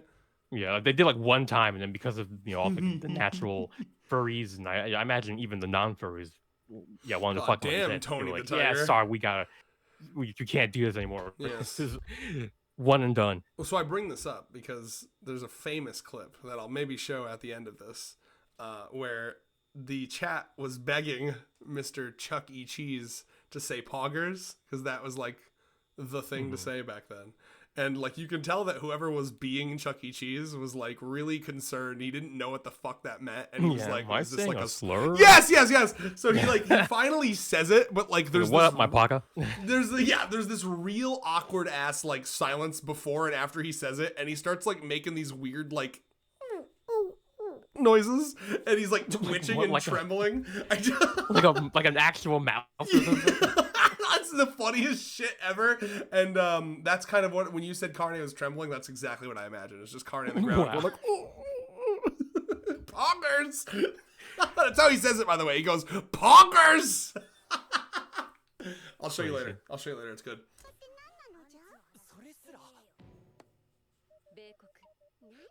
Insane. What? Yeah, he called it Burgerland. That's insane.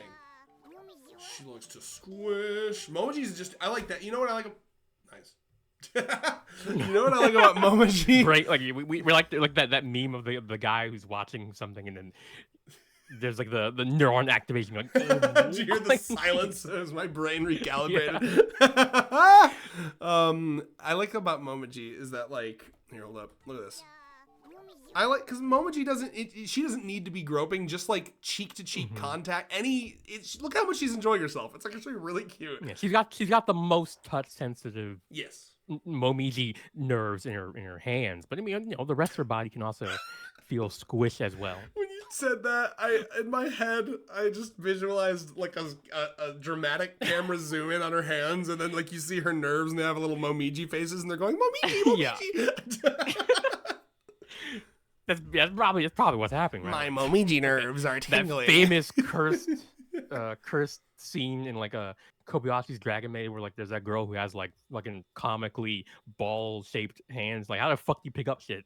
Comically ball sized hand girl. And she's like, nah, I'd have little like my hands like those geckos that have like the fucking Velcro things, and they zoom in on her hands, and there's like a bunch of tiny microscopic hands. It's like, oh my Lord. Like what you're describing to me. That feels like it would activate like some tryptophobia or something. Yeah. Basically, yeah. I think that's what made it famous. People are like, this is the most disgusting animated image I've ever seen. Fantastic. There it is.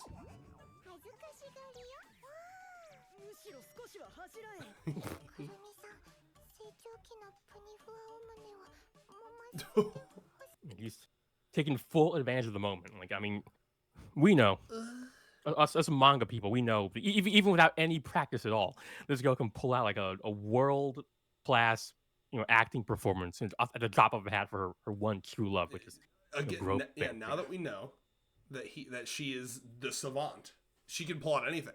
She's like she's like one of those people in like movies, like it's like a prisoner in like a jail cell, and they look like unassuming, but someone's like, don't go too close to them. They're master manipulators. They'll do anything to get out. And then like they're like, come on, who do you think I am? I'm like a world-renowned journalist. Like I know my stuff. And then like you blink, and they're like in the fucking jail cell, like covered in their own semen, fucking like twitching, and it's. Shit, she groped her. She groped him. It's over. Just leave him. He's contaminated now. Don't touch him. Yeah. Her Momiji cells are all over him. Yeah. Got him. Damn.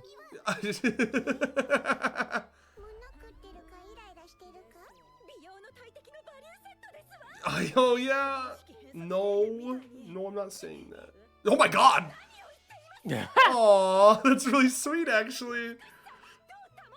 Oh, wait, I really like that a lot. No, that's super cute. She wants to know. Legit, I like this line a lot. This line, famously, it took me a while to come around to Me. And I think I did not pay enough attention to this line, because this, like, tells me everything. I really enjoy... Because Mimi, I like viewing Mimi from the perspective of, like, she is surrounded by women who are effortlessly beautiful, and she feels like the one that has to try. You know what I mean? Right. That'd be actually interesting to go into. Like he's like, I'm only beautiful because I try. Yep. You guys are beautiful just when you get out in the morning. It's like, don't see me when I get out of bed in the morning. I look like a fucking mess. Bro, wait, that's such a fic. I don't think we've ever seen her out. I mean, he's saving that in her bedroom. He's saving that shit. And like, I hope we get a SpongeBob close up. Nothing super gross, but no, but like, they do like they add in the sound effects in the manga that like just says foghorn. Foghorn, yeah. No, but like, I like that. She would still be plenty gorgeous. It just wouldn't be perfect, right? She'd have some eye bags, she'd have some wrinkles, whatever. I don't know, like maybe one zit. And I really like the idea of like, because of course Rentaro would see that and be like, oh my god, look, this new side of Mimi I've never seen before. It's so pretty, it's so cute. And she'd be like, don't fucking perceive me. But like, some people are like, don't talk to me before I have my coffee in the morning. She's like, don't talk to me before I've done my 2-hour makeup routine. Yeah, we both went to 2 hour.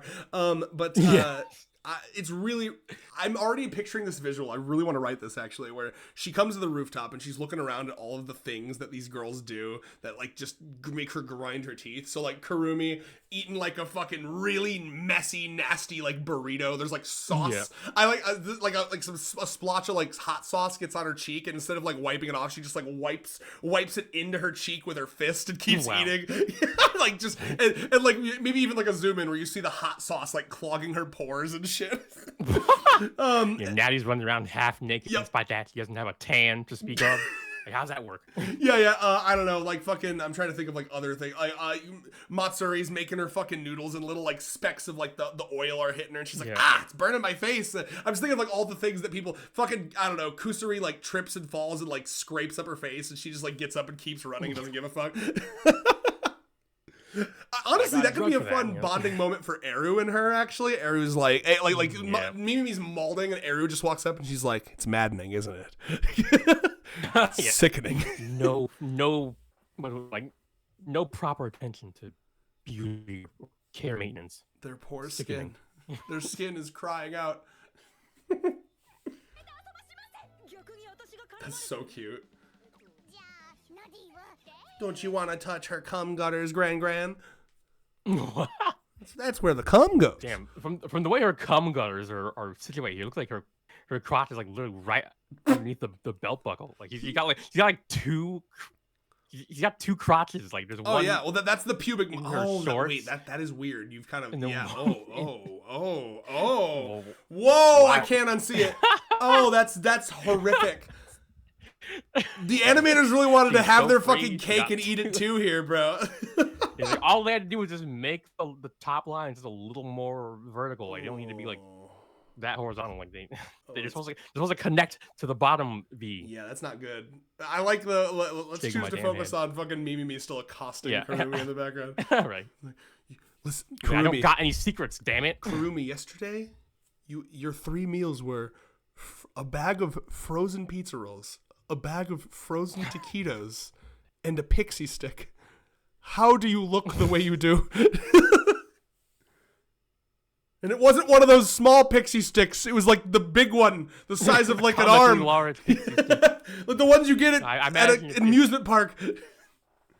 I imagine if Kurumi tried to eat a well-balanced diet, it'd be like the Simpsons bit where like you had all these diseases were then perfect, she'd get ugly. Balance to not kill you. And then yeah.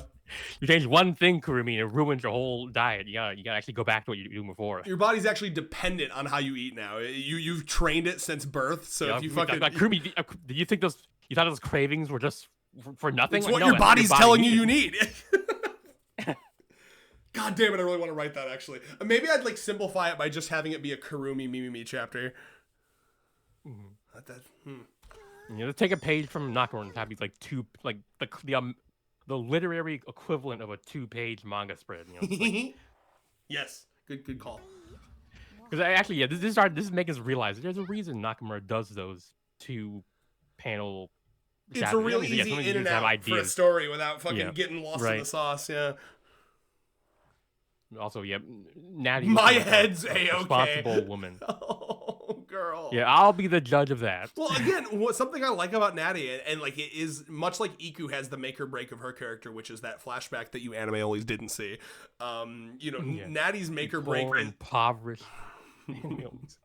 Natty's make or break is the fact that like she actually is like she's purposefully bimboifying herself. Mm-hmm. She's purposely bimboifying herself. As we all know, for happiness. Being a proper American is just bimboifying yourself. It's just crazy to think about.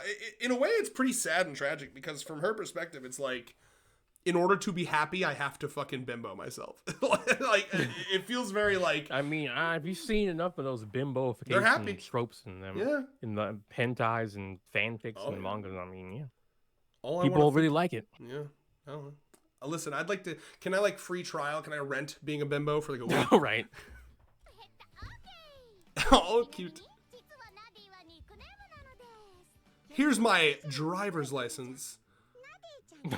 How that works.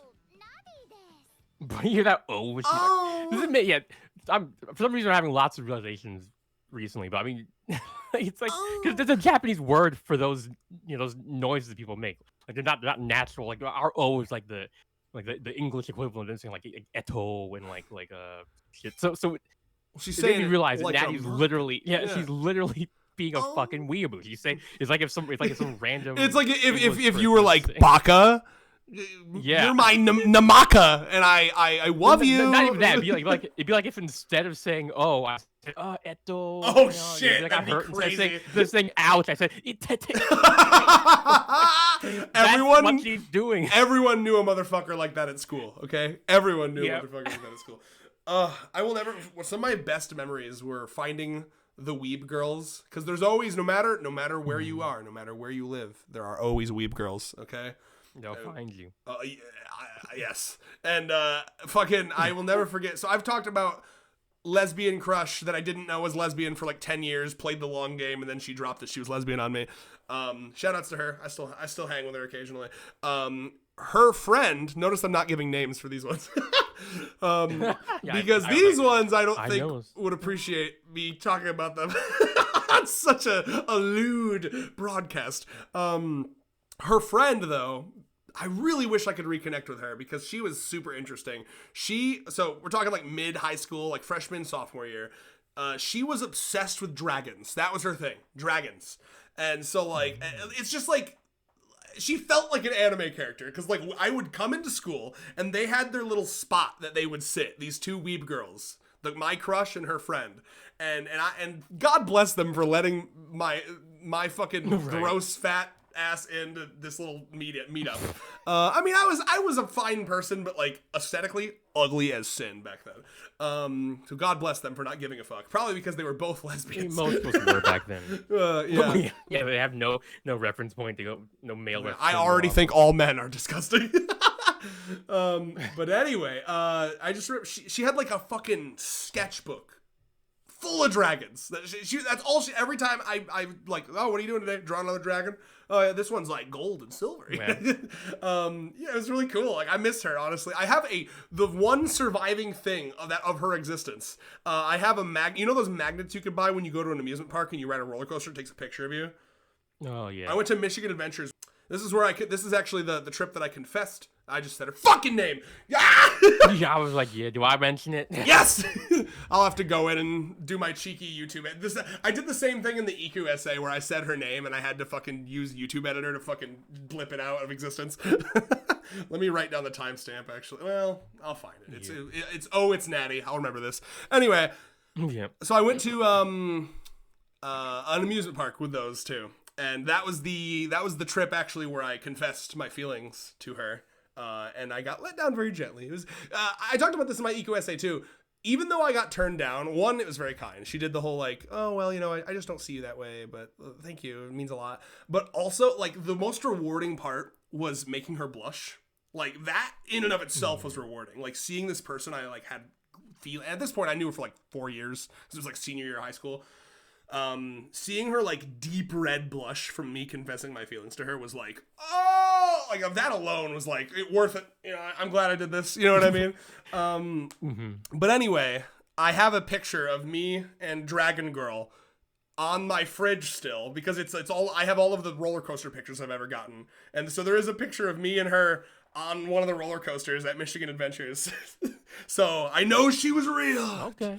Yeah. Well, because I haven't seen her without forever. That, I would be. No, true. Yeah. I mean, genuinely, it's like one of those like post high school. She dropped off the fucking face of the planet. Like I have no idea where she is. I hope she's still out there drawing fucking dragons. Okay. She's become like a professional dragon drawer of the world. Yeah. I hope so.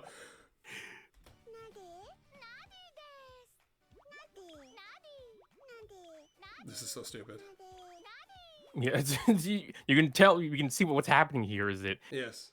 Okay, let me see if I can get both of them. Okay, no. Nope. Okay, what's happening here is that Natty is using a character in they literally added to the Japanese language like later on. That basically doesn't exist. So poor Yaku is trying to like it's like trying to teach an American to roll their R's like for the first time. Like I'm fucking great at that. Fucking Ronaldo. I think I don't have. Some people like you have to have like a genetic thing for it. I think I don't have it. Maybe I just haven't unlocked the skill tree for that. But I'm trying to think of a really good R word for that. Okay. Ferrocarril, I think that was the one they always use in Spanish class. Which one? Like, Ferrocarril, I think it means like a railroad or something like that. Ferrocarril. I don't know. Yeah. Say it again, Dexter. Oh, fuck! Say the line, Dexter. I closed something. I think I'm good, though. Yeah, just okay. pull it back up. And then full screen. Yep. Fantastic. Natty gave the fuck up. She's so cute! A rare bashful Kurumi. I mean, even before seeing like this, she looks so polite. Sorry. Why is she being all bashful? I think I'll be honest. I think so. It's been established that she kind of feels a little flustered around the grandma because the grandma gives out candies, right? And I imagine that's probably like a very good memory for her. I imagine maybe Kurumi's grandma also gave her out candies, right? like a dog you gave food to. Like, oh my Pavlovian! It's Pavlovian. It's when there are grandmas around, there are candy around.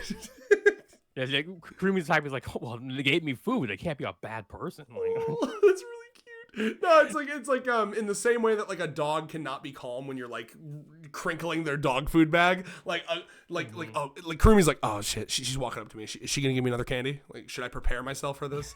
It's really cute.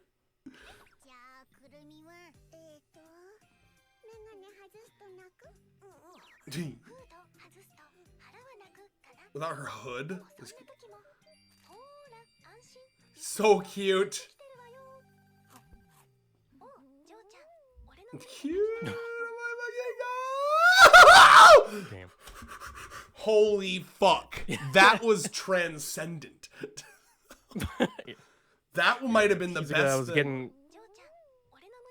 Yeah, I don't even know what to comment on. It kind of just speaks for itself. Oh, I'll tell you exactly what I'm going to comment on. These two should kiss and scissor. Oh, all right. Yeah, I guess that is... dot. You see, it's a running gag. This is comedy 101, Reyes. I've created a running gag. Yes, rule of 3 out the wazoo. Indeed. What the fuck was this voice? As if she was trying to lift her. Yeah. Let's hear that again. Yeah, please. Fucking play it back. Exhibit A. Hold on, wait. We get to see this again too. Oh, yeah. Oh my god. Did Kurumi make a little fucking noise? Mm-hmm. Oh my god. Everyone shut the fuck up. Oh my god. Yep, like a little animal. It's the way that she's like, oh, there's so much about Kurumi. She might be the next one to get an essay, bro. Fucking. She's kind of become babyified almost. Like. She becomes babyified when she eats. Yeah. So this is what I like about Kurumi, okay? It would have been so easy to have her be like Launch from Dragon Ball, where it's like total anger, right? And then like, oh baby, but it's a lot more understated than that, right? It's like a much more normal shift where she's just kind of like, she's not awful when she's hungry. She's just kind of like standoffish, you know.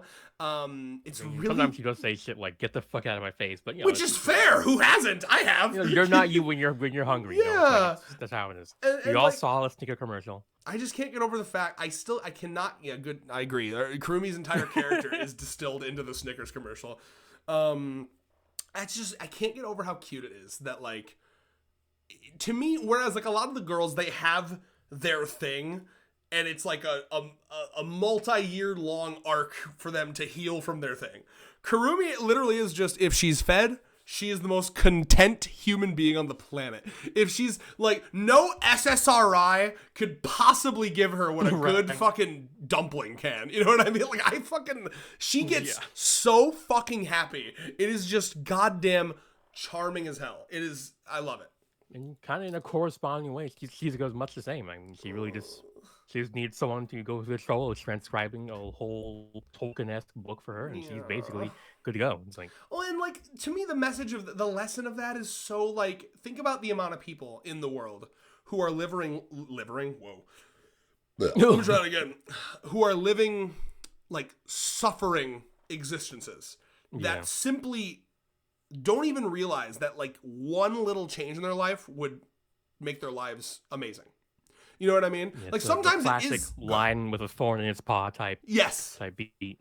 Like, so as someone who struggled with really bad brain fog and still do on and off, my brain fog got like literally like 70% better when I started taking fucking magnesium. That's really, my doctor was like, take magnesium, double dose. And I was like, is that okay? He was like, you can't really overdose on magnesium. Worst it'll do is make your shit's weird. And I was like, oh, okay. So he's like, double dose magnesium, you're a big guy, take a lot of magnesium. I was like, okay. And then I was like, oh, a simple fucking mineral is all it took for me to not want to kill myself. And I mean, without them minerals. Yeah. Good. Yeah. It's that easy. I was gonna say, without the minerals, they're vital minerals for a reason. Yeah. They're all vitamins for a reason. I'll tell you, man. Like, I've talked about my struggles with brain fog before. It was like reaching suicidal thoughts level. This was back in like 2018.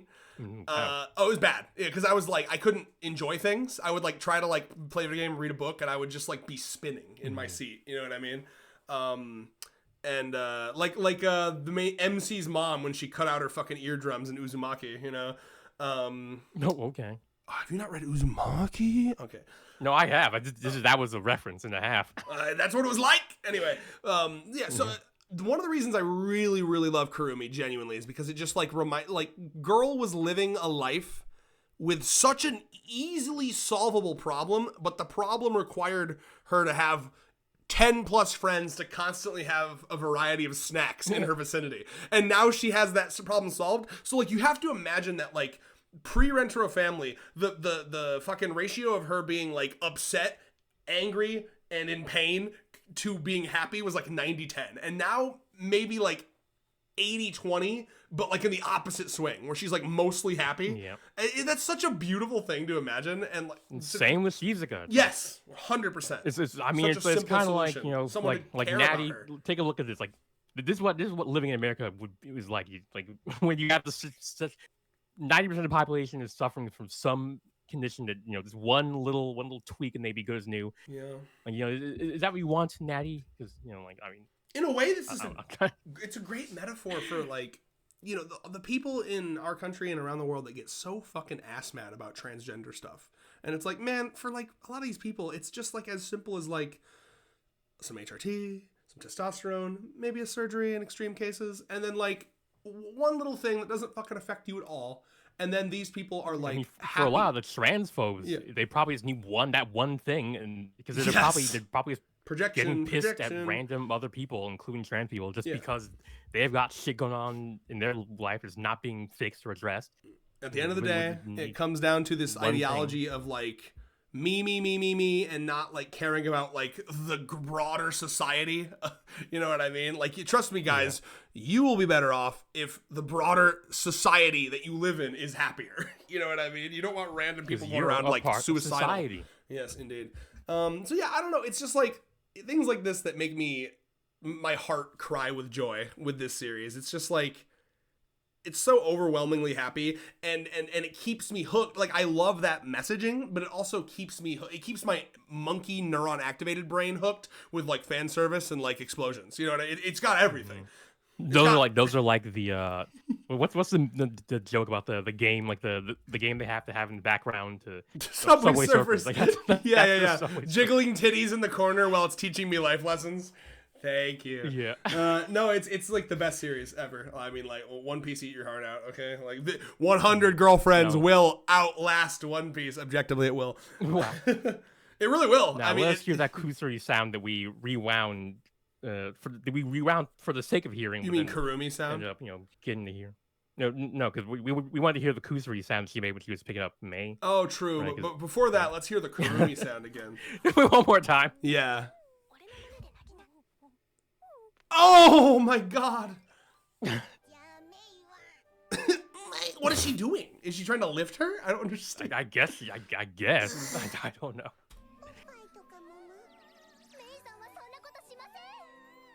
Pervert May would be. Too. Bro! Yeah. Listen. Oh my god. The amount of unfinished fics I have has like reached double digits, by the way. I have one. That's how it is.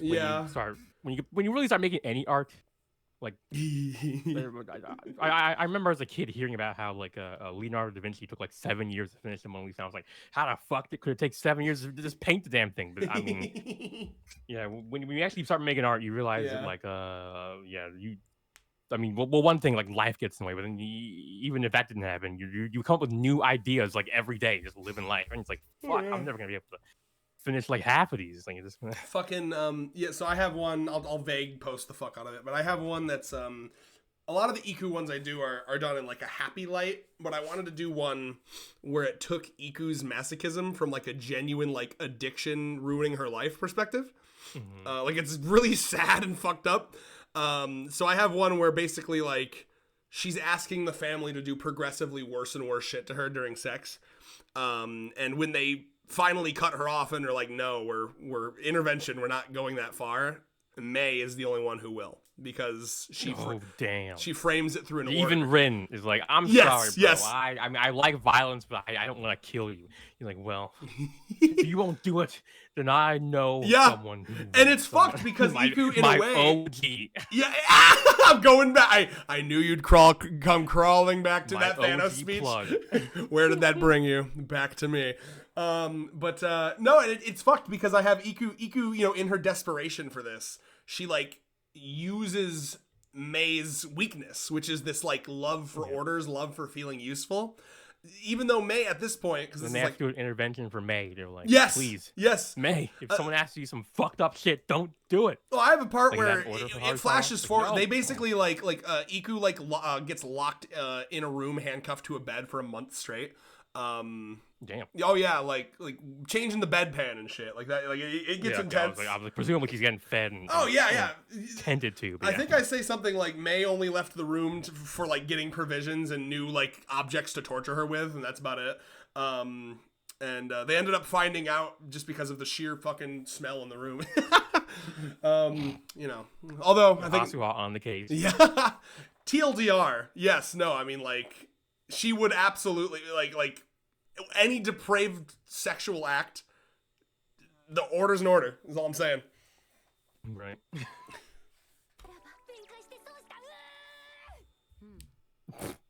Someone stop her. Good. May. Spin a wheel with all of our names on it, and whoever it lands on, fist. Wow. Interpret that how you will.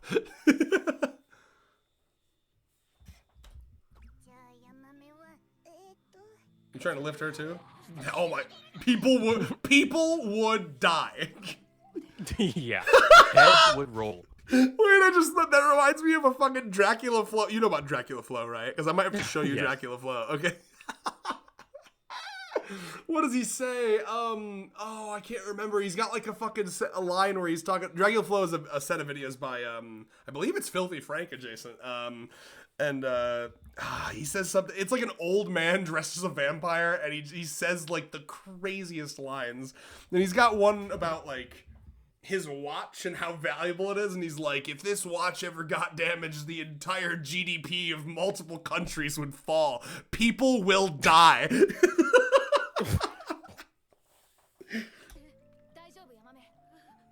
Yes! That's also a fic. That's also a fic in the work, by the way. I'm not even fucking kidding. Them two going to like a gym to train, and then Iku sees how powerful she is.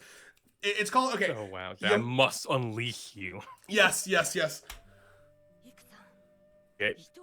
Iku really was fucking jonesing for it back before a certain someone entered the family. Like, you know, she sister needed... was starving for it. She was starving. Cool, because no one could give it to her at the same like level. I think Iku probably felt a little guilty. Like she didn't want to just constantly use Mei, but then like Rin comes into the scene, and it's like, oh, someone who gets me. Like I don't need to like tell her to do it. She just loves it. You know? Yeah, she asked me.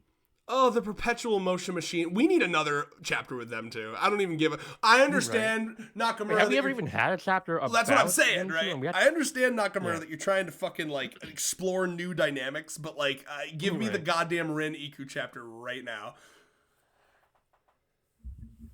Hello? Yeah, inquiring minds want to know. Oh, that'd be a crazy chapter for us to review, by the way. You still there? Honestly, yeah. Oh, yeah. Sorry, I was thinking about the fanfic that I recommended you ages ago. That had I'm so sorry. Her and I think I've read it. Isn't that the one where they're in the bed together and they're playing like a hard game? And yeah. I was reminded of that. Fun fact: I'm almost positive. Let me double check. Isn't that by I can't remember the name of the guy, but it's like it starts with an R, right? It's like REIXO something. Bro, I don't remember. Okay, if it is, and I'm pretty sure it is, that's the guy who commented on my fic. Oh. And it was, so like, because he also did the Kurumi craving chocolate milk fic. We talked about that one, where she's fucking sucking on pregnant Ira's lactating breasts. Fire. And Rentaro the whole time he's going out to get food for, pregnancy craving Kurumi, which you can imagine is a fucking beast. Horrifying. Yeah. Anyway, I'm pretty sure that's the author for that one. And if so, beat you to it, motherfucker. Not only have I read it, the guy fucking gave his seal of approval to my Iku fic. Yeah. All right. Look up, go ahead and Google. The Honey Girlfriend fanfic community. Go ahead and Google the recreational births of Iku Suto if you're into that kind of thing. Orgasmic birth, maybe. Listen, it makes sense for Iku, okay? Any other woman ever, that would be the most horrific thing to read. But for Iku, it's just like, another Tuesday. Nano's theme song is horrific. Right. Horrific is crazy. I mean, it's not something I would ever listen to for fun. It feels like... I do feel like it does capture her. Feels like something that would play like during a fucking stage play of I Have No Mouth Yet I Must Scream. Oh my god. They're looking into the fucking valley of the obsolescent. Shout outs anyone who gets that reference.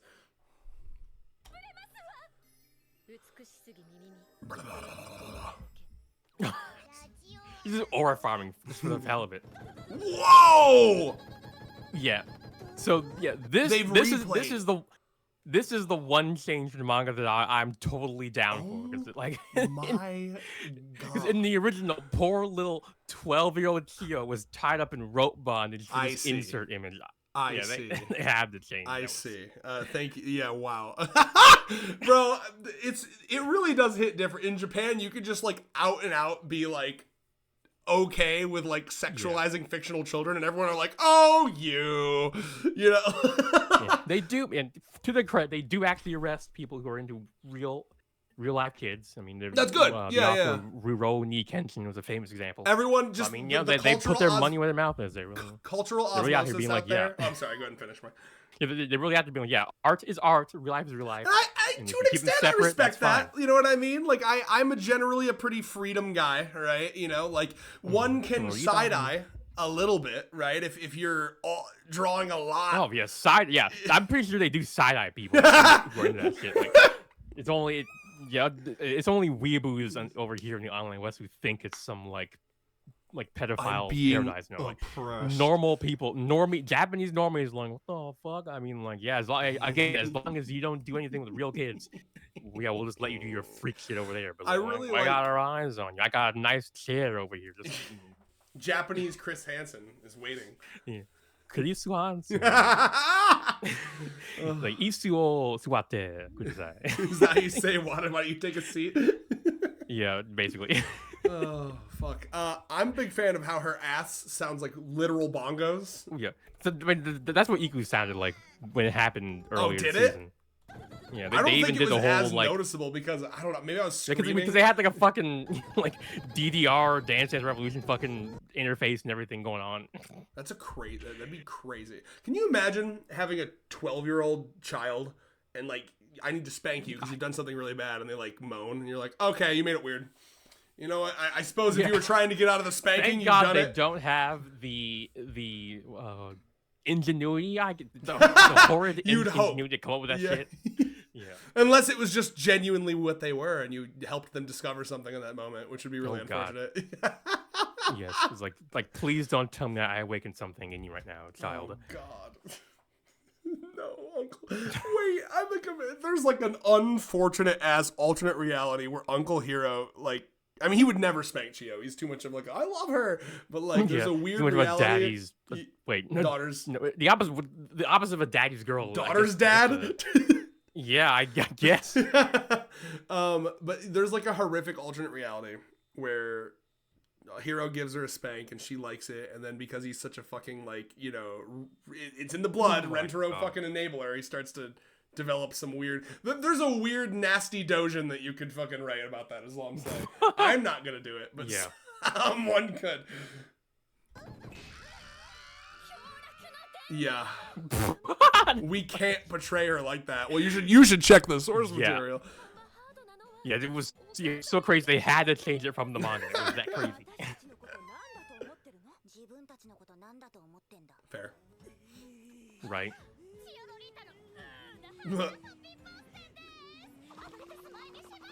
Oh, they're trying. She's trying. Do that. She's trying. Yeah, gotta bring back the manga. She's like, wait a minute. I've read the dang gum manga. Yeah, she senses in some metaphysical level that freedom's being taken away. Yeah. Oh, you're right. She's like, this feels like censorship, and if I know one thing about America, it's that they don't like censorship. Insert in America, censorship is incredibly ding. pervasive and what's the word? Exploitative. Like, I hear you can't read that mouse book with the daggone Nazi symbol in red state schools. Yeah. Oh. Evil Meme be like. Yeah, shoutouts to Evil Meme. Sniff. Okay, listen, I have permission to be a little lewd. Yeah, as if needed. Whenever she takes this ribbon off, wouldn't you want to give this part a little sniff? I mean, the ribbon or the the pussy? Just you know what? I'm done with that joke. Moving on.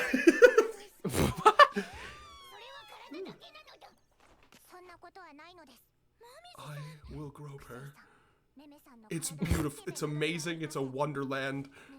Yeah, all right. Advocate Momiji in the house. Ally Momiji in the house. She's so peak, dude. She's actually the best character. Yeah, see, not only is she content to be like a fucking virtuoso at like physical skills, she's also like a virtuoso at being fucking progressive and based. So it's like we were talking a lot in her. What can't she do?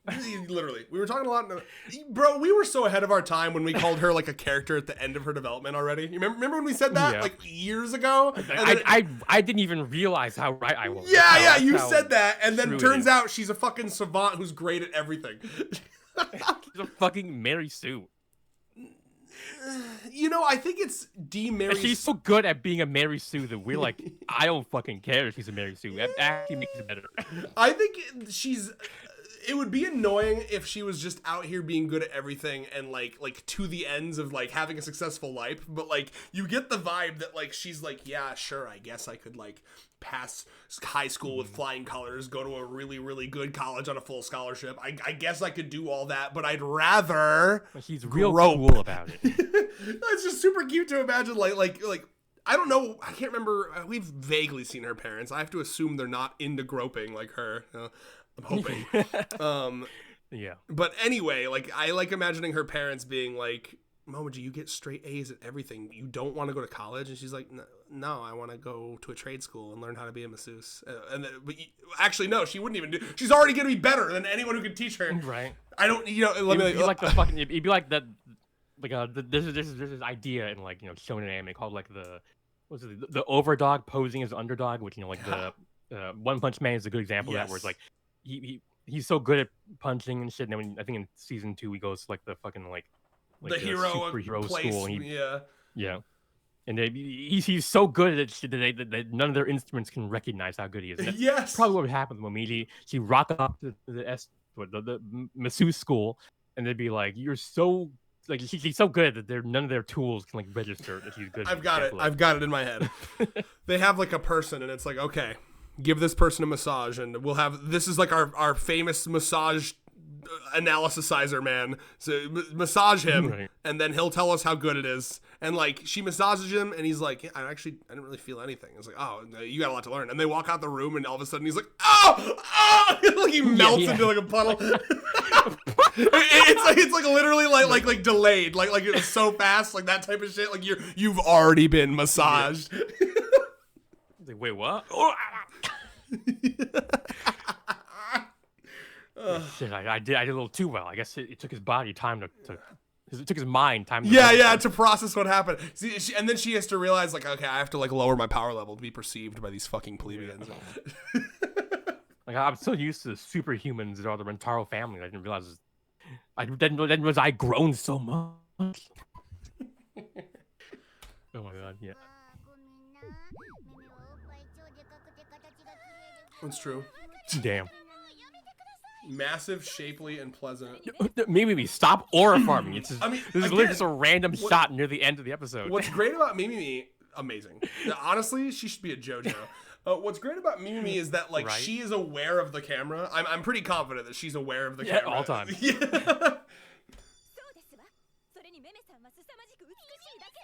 Shut the fuck up. What are you doing? Why is this happening? Oh my god.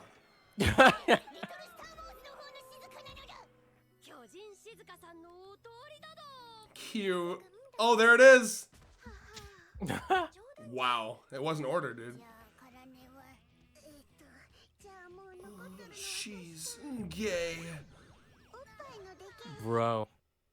Wow. Sometimes, actually many times, I feel like a moment loses some of its visual appeal in the translation from manga to anime. I say that because this time nothing was lost. I dare say shit was added. Okay. Holy fuck.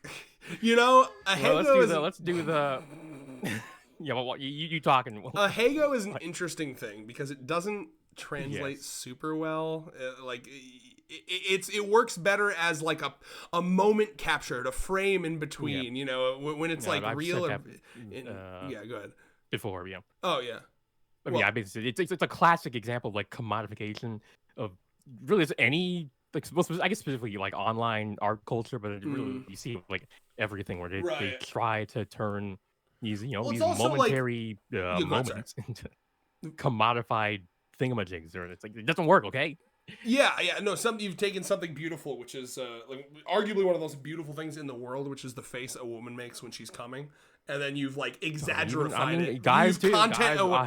For sure. I'm sorry. I'm in like woman appreciating mode at the moment. Yes, you're totally right. Although I will say some of you guys could stand to come a little harder. You do these like. Make a little noise. Comes. I mean, you got to get yourself a prostate massager like I have.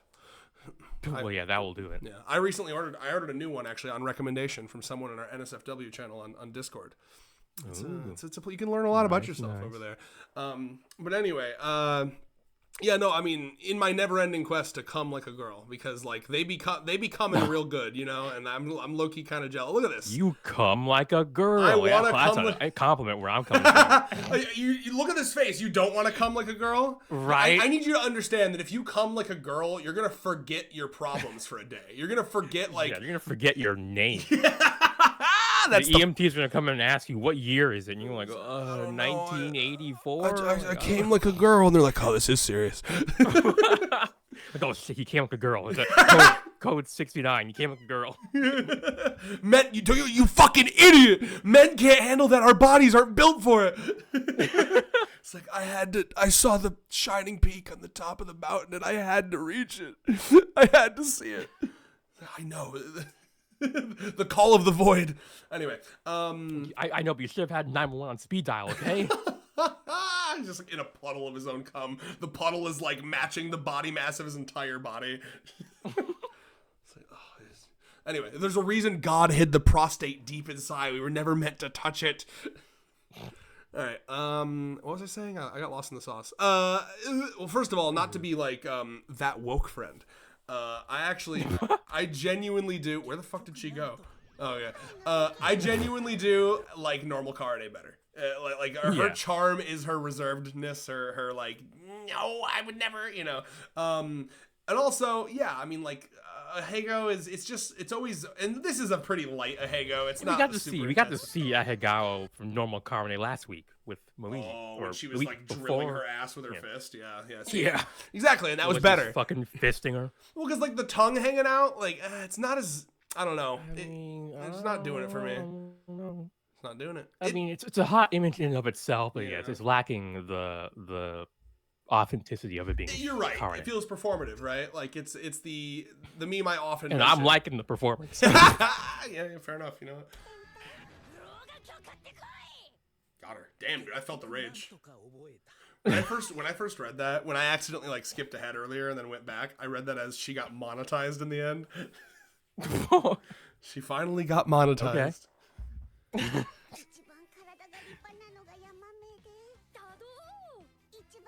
The loudest he one is is crazy. struggling. I feel like they upped her volume in the bass increase. Yeah. That would be smart. Like her voice is going out. Like give her some tea. I used to do things like that when I made AMVs. Like I would strategically up the volume in like moments I wanted to be more impactful, but in like a subtle way that you couldn't tell that it was like really moving. In my head, I was like, "This is like they won't know it, but their bodies will."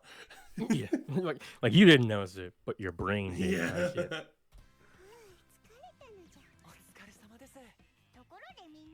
What the fuck is going on with Mimi? Look at her, alien. Yeah, she's just gormless looking. I don't like that. And why is Iku staring straight into my eyes? She's looking into the camera. It's my eyes she's staring at. Or Iku, wait, did I say? Whoa, she's pissed! She's fucking pissed! Yeah. Iku's like, they're thinking. It has been at least 30 minutes since someone has paddled my ass, and I'm getting really bored. And she's getting hangry for ass pads.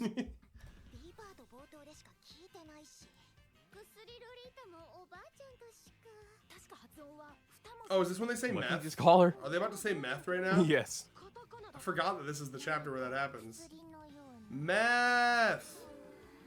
Meth! This is a famous panel that people post around a lot, where all the girls are just screaming meth. It's a very weird joke that I still don't fully understand. It's just because. I mean, it's because yaku is like a word for illicit drugs in Japan. So I see. I guess they just were like, let's go hard in the joke. Great. And now we get to play our favorite game, spot the difference in the ED, seeing all the and muting it so that we don't get copyrighted. Yes. Yeah, so we can not stay monetized, but stay uncopyrighted. Yeah. Yeah. She made a little noise, but we didn't hear it. Yeah, there's Yaku right there. Oh my god. If you look to your left, you'll see Yaku. Don't worry, I'll sing it for you. The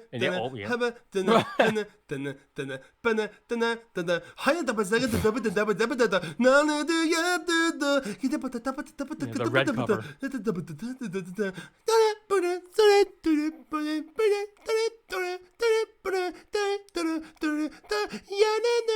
Oh, too late. I'm too early.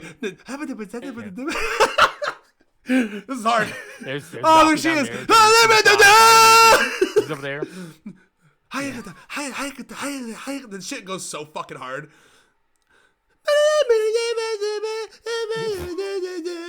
I'm losing track of it.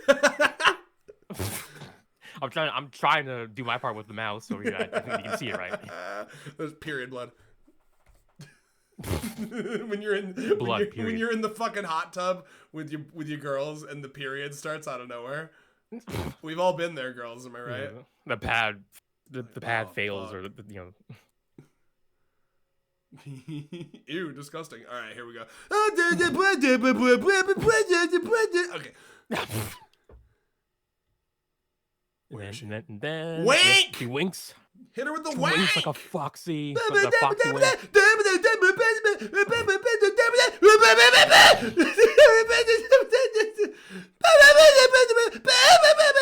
Oh, it's too high pitched for me. Where is she? Oh, yeah. Getting massage. Yeah. All right.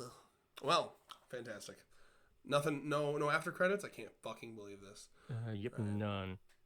Okay. Yeah, apparently Kusari is not good at being a host or anything, because he was like you can see that someone like on Reddit basically what's the word, like they collated all of her face that she makes. You can literally see her get gradually more and more exhausted as she introduces the girls to Yaku's, and if you want to check that out, you can do that. I did stop sharing with you already. Sorry, I stopped sharing and I closed it. I thought we were going back to the okay. Go back so we can pull up the Reddit. Oh, okay, gotcha. I thought you meant you needed me to go back to the anime episode. No, that would take forever. No, someone else already did our work for us. How nice of them. Okay, so first of all, before we do that, can I reveal the thing I sent? Oh yeah, actually yeah. So well, let me. Okay, yeah. Tell me when to open it, because I'm still looking at a 14. 1:44 p.m. We can change your quality to 720. You deserve that. Yeah, that's a treat. I have to remember how. Hold on, there we go. All right, here you go. You're gonna get. Oh my god! I literally can't even read the characters on. I think on 720 it looks like. Is that better? Now, but it looks like fucking like a fantasy language. Crunch. Okay, so. There's someone on hold on, wait, don't spoil yourself. Oh fuck! All right. What did I do? Okay, first, so there's someone on Reddit, shout outs, who every week they've been ranking their top 5 reactors for the episodes, and we've made their top 5 for at least a couple of them. Usually we're sitting at a modest 3 or 4. Yeah. So I'll take it. Thank you. Shout outs another elite victim. I assume it's the same guy every time. What? That's what his goddamn thing is. Another elite victim. Anyway, but here's what's important. Okay, we have a fucking hater. We have a hater. No. Look at this guy.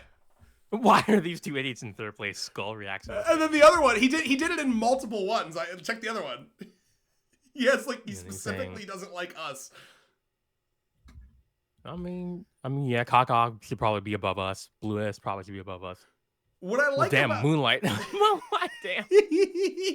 What I like about this though is that he's not just a hater for us. He's using it as an opportunity in both comments to advertise either his or his friends, I have to assume. Which is just very, like, it reminds me of some shit I would have done when I was in, like, middle school with my YouTube channel. Like, guys, you should check out fucking Red Alex 3 reacts to Bleach chapters. They're way better than fucking Teching 101. Damn. Yeah. Well, you know what they say. You become a real. You made it big when you get some haters. And you know what they also say about haters? They'll become our waiters at the table of success. That's facts. We'll see. Hey, we'll see you at the fucking professional 100 girlfriends con that we set up in 10 years, okay? With Moonlight and backtracks.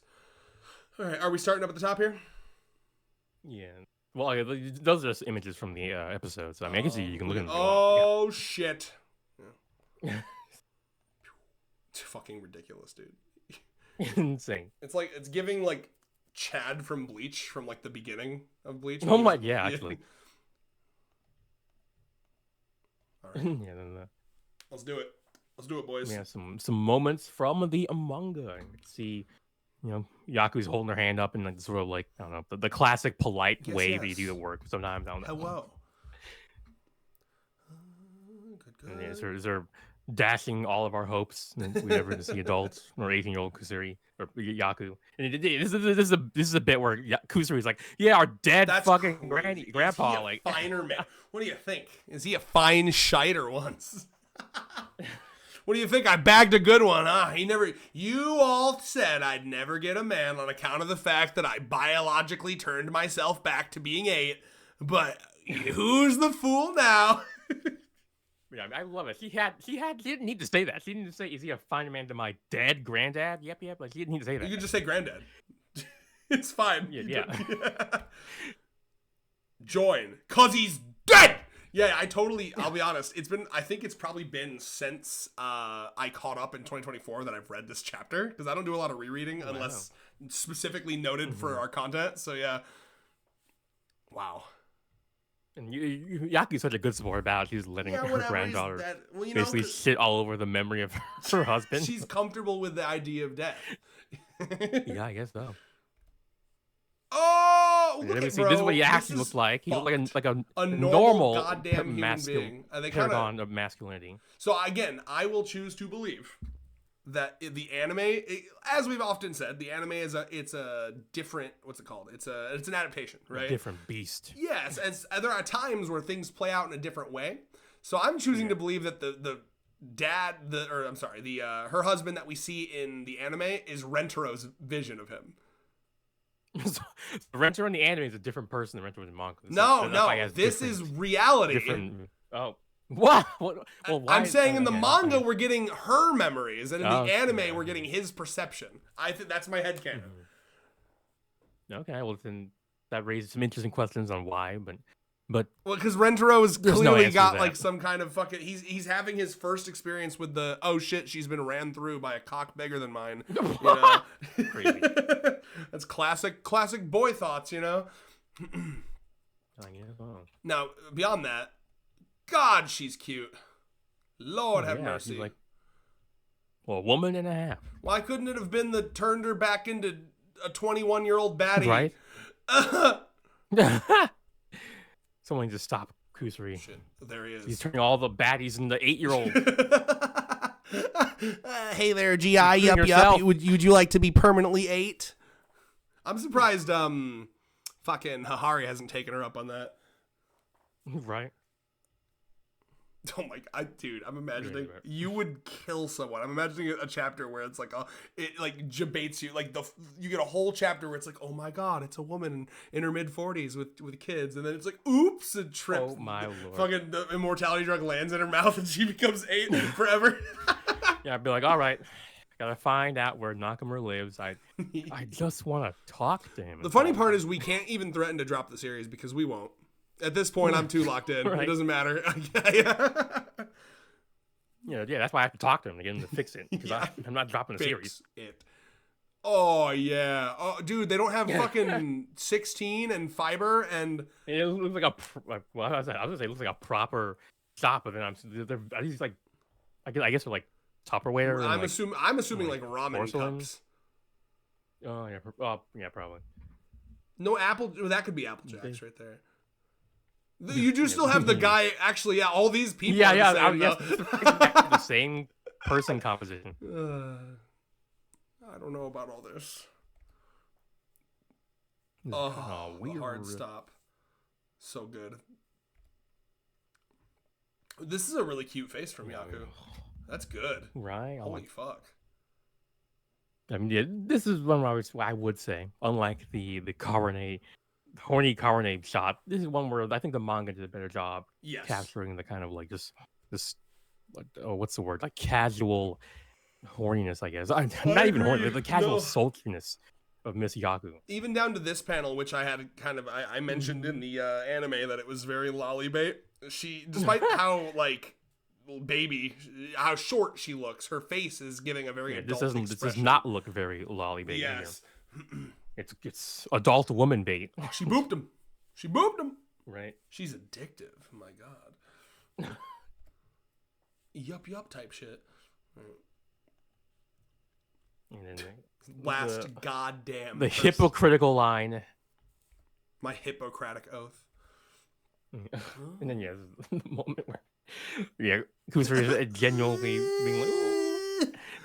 I genuinely cry like a little baby. I like the grandma's like, Yaku so like, you fucking, what you're telling me is that my granddaughter's been fucking lying to me this entire time. Oh my God, yeah. I suspected as much, but I couldn't imagine that anyone would actually be friends with my daughter. He's a fucking nuisance. I'm so sorry. I didn't realize that Kusari he brought me to a random rooftop and lied to me and told me that all of these women are her future wives. I feel very embarrassed now. I'm going to leave. And then she like gets struck by lightning. I'm going to have a proper stern talking to with my granddaughter after this. Classic. Horny 24/7 is a really good way to describe it. Oh, that's really. See, this is it. This is where Carne says the line, and he calls her. She damn shade at the American education. So is that what it says in the official volume? Yeah, I looked it up. It literally says like sex. The Japanese word for sex education. And wait, but did you check the 7 C's though and how they interpreted it? I'm very curious. Well, if they interpreted it differently than that means then it would be incorrect. I agree, but I still want to know what it said. No, I did not check. I have all the volumes now. Do you know what volume it is? What chapter is it? That'll help.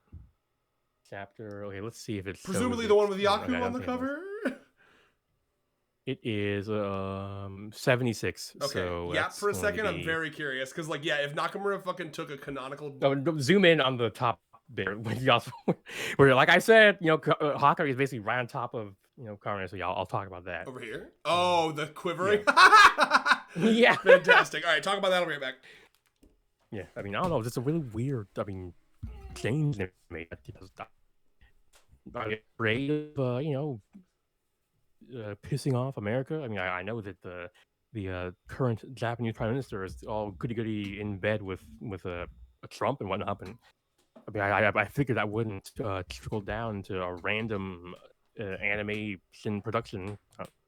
But anyway, like I said, Hakari is basically right on top of Carne. Tits just smushing up against him, and like. I don't know why, but Carne is like trembling. He's got the hatching marks there. Dude, the trembling is so good. She is Chuck E. Cheese saying poggers.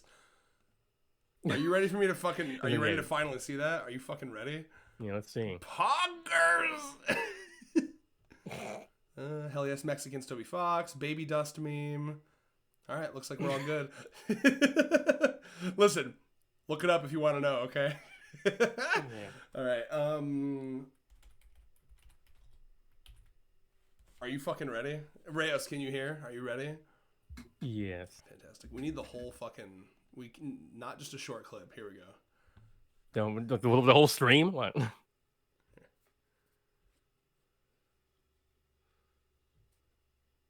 Man, they didn't get an animatronic.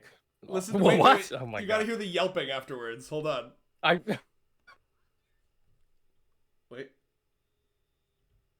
And he starts trembling. Did you hear it? Why is he doing that? Bongers!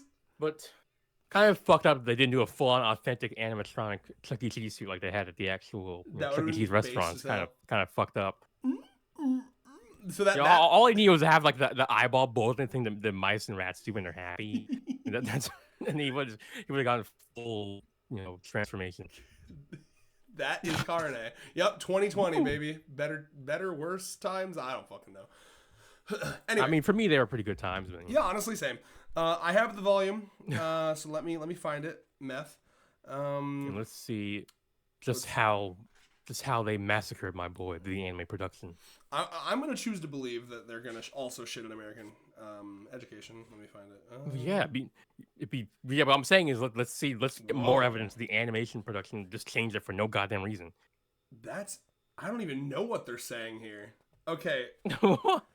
So they call her the Ameriboo, which is really good.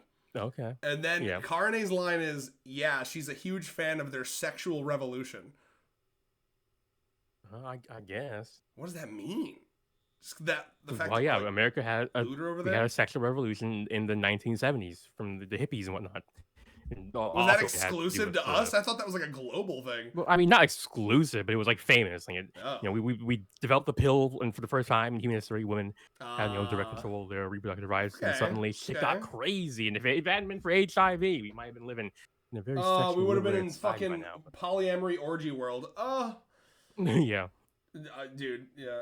Well, honestly, to be fair, it wasn't really the HIV. It was Ronald fucking Reagan. But yeah, Eve was cooking in the Discord earlier. She said something like, we were talking about like the perfect like a free use world, and I said something like, so how would that work? Would you have like a badge that you would like flip on or off depending on if you're in free use mode? Like, because it's all still like consensual. You choose if you want to be in free use mode. And then Eve said something like, I wish my phone wasn't dead so I could find it. Eve said something like, no, I was thinking more like a world where sex was as casual as breathing, and we all just respected everyone's like consent and autonomy, like naturally. And I was like, perfect. Yeah, that's literally. I've lived in what's the word? I guess world building worlds like that for like at least since 2018. It's a beautiful thing. Good to know other people are having the exact same thoughts. Oh yeah. I'm not like it's not some weirdo fucking. Well, I have good news for you. We've created a Discord full of all of the people on the planet that have those thoughts.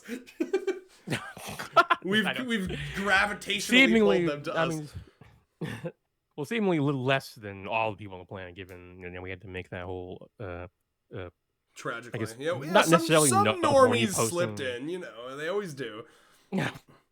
This is the body of a California girl, is what she says instead of "sure you don't mean my cup size." By the way. Wow. Okay. Let me pull up the Japanese and just see if I can get some what's the word? I can get the exact translation, I guess. Okay. Dude, there's some good ass. I gotta be honest though. There's something like later. I don't even know. I guess it's like when they're in the fucking spa. I just saw it with no context where it's like, what are you, Minecraft Steve? What? I'm trying to find it. But okay, yeah. In Japanese, she does reference her bust when she's teasing Karane. Like she's like, just something effective like here we go. Bust development or something like that. Like it's the same as kind of thing. What is this? Yeah, basically. What is this? Okay, it's a bonus story, a Rentaro family fairy tale. I'm not sure when this originally came out. They're all yeah. It's super cute. Karumi looks amazing in that. But fucking for whatever reason, Hahari has like a fucking axe, and someone, I don't know. Oh yeah, someone said, or perhaps it was this diamond axe, and then she's like, "Do I look like Minecraft Steve?"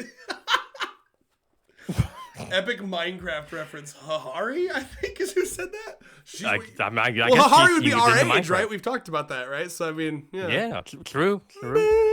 Playing Minecraft while pregnant with her daughter as like a 14-year-old.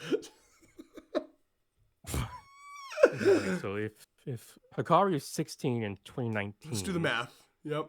And so he was born in like 2003.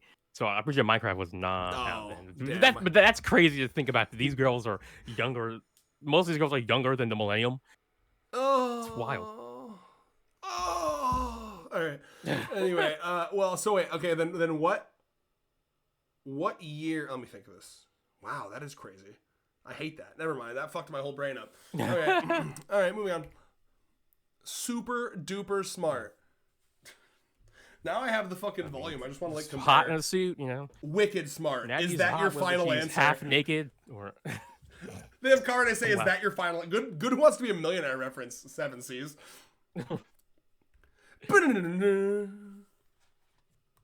Is Momiji being an ally to the women, the big boobied women everywhere? That shit was fucking epic. Just because my bust is so big that it shows up in any clothing I wear does not mean that I am sexual. Okay. Yeah, dude. Oh, this is Wait a minute. Are you ready for some headcanon? This is Momiji got this from Rana. Oh man. Rana, because she's been around Rana her whole life to hear her complain about it, presumably, right? Okay. Getting some. She's surprisingly, despite her, outward demeanor, she does actually, she's aware of Miss Rana's insecurities and troubles. Listen, perhaps that's why she's like she's like don't worry for me, he's gonna be totally fine. She might be having a fucking mental breakdown right now, but she'll get out of it. I mean, this is not the first time. You think this is the first time this has happened to her? Like, she always gets out. Like, even every time I almost. Listen, every woman that I get closer than like a sideways glance on the street with, I'm going to be groping their titties. And when that happens, you hear a lot of. When that happens, it mixed with how good my hands make people feel, you get a lot of like teary-eyed confessions of emotional trauma. Yeah, they can't help it. Like while they're on the ground in a puddle of their own. It all comes out, both the emotions and their juices. Yeah. That's part of what makes such a good massage. Like it massages everything. By the way, shout outs how Meme's tits are definitely doing that. Like they're going down. So because look at where her belly button is, right? It feels like it's high, except unless you account for the fact that her tits are literally like, whoa, like doing that shit where they're like halfway down her torso. She's doing a little lean forward as well. Fantastic. You get to see the belly button. Yeah. Sorry, I was checking our ping. You're getting a little crunchy, but like not so crunchy that it's I'm surprised because I actually have been. I thought it was on your end, but it is on mine for some reason. Bro, there's some crunchiness going as on always. I am perfect and infallible, and it's always. No. I feel like it. Oh, every time we've had a fucking. Sorry, I couldn't hear that without. That's fair. Where were we? Here, there she is. Yeah. Ugh, I don't like it. It makes me uncomfortable. It feels wrong, and also the big drip of saliva. I can understand where you're coming from, but it's also just such a. Your shit's getting crunchy as hell now, friend. Fixes her. Oh, really? Yeah, a little bit. Well, I mean, luckily we're almost done, so we can keep ping is going up to like 200. And yes, I was gonna say the only thing I would change is her thighs do look a little drumsticky, little chicken drumsticky. Like they're kind of not. What's the word? The proportions are not there. Well, it feels wrong on multiple accounts because, like, of course, this is Karane's leg size, but they've given her Hikari's boob size, so it's like her whole body hasn't filled out with that. What was the word? Subcutaneous fat. Yeah. I've been using that. It's real good. Oh, sorry. Maybe I shouldn't. I don't really know. They're all like meth. Meth. Yeah. Yeah, we joke around here. We have jokes here, There's always casually romantic reference meth, Yeah, we have a little fun here. We like to get a little crazy. We like to go silly mode. Anything else? Ooh, that's pretty. Look at that. Oh yeah. Gorgeous. Yeah, she's got a gun. Girl with a gun. Fucking cute gun. Girl with a cute gun. Now, is the gun cute or is the gun made cute because the girl is cute holding it? Hi, Michael Vsauce here. For gun weeaboos, it's the first one. I see. Fair enough. Gunaboos, I guess, is what they are. Yeah. Fantastic. Well, hey, do you have anything else to say, friendo? I mean, do we want to look at the shot of Kusari getting progressively more and more tired? Yeah. Oh, is that what that was? Then? Is that why, like, every time that she fucking went to the next one, she's more like a fucking frog getting squished? He's totally fine, like the first 5 or 6, I guess. Please, Grandma, I'm losing my fucking mind. Grandma, please. For the first time in my life, Grandma, I'm starting to fucking get. I'm losing it, Grandma. Maybe I should let you die. Oh my god. Type shit. Bless her heart, trying so hard. She's so round. What the fuck? What the fuck's wrong? That is insane. Yeah. Shout the fuck out. He's right behind. Hold up, wait a minute while we're here. Look at what you're missing out on, anime onlys. Right. Fantastic. Anything else? Yeah. I mean, I guess the only other thing would be, I'm just mentioning that. I mean, us anime onlys are very used to seeing, the kukukuama. I may look like an 8-year-old, but I'm actually a 600-year-old vampire trope. That we've seen for fucking ever. And we have to defend ourselves on social media all the time. But I swear, it's refreshingly rare. It's refreshingly rare to see it actually, play out.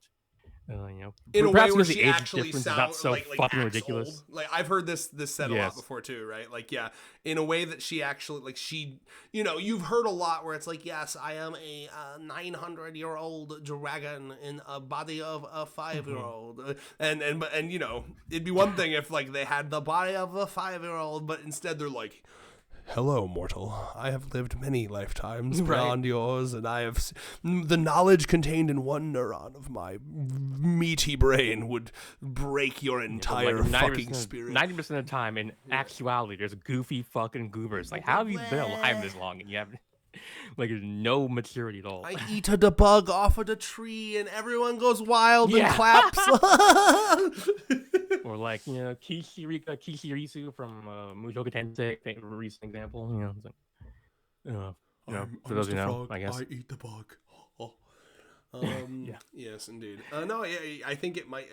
Once again, right? Especially this early on. I think now where we are in the manga now, he's been doing so much that he's creating tropes of his own out of necessity. But I guess at this point in the manga, it still felt as though he was like rinsing through every trope, but like Uno reverse carding them or like doing his own spin on it, which I really, really like about this series. So yeah, it's like, here's yet another. He's got 2 900-year-old dragon lolly and 8-year-old body characters, except they're very, very weird. One of them can turn back and forth and is like the twist is that one of them is actually just 18 years old in reality. The other instead of a bajillion. Oh yeah.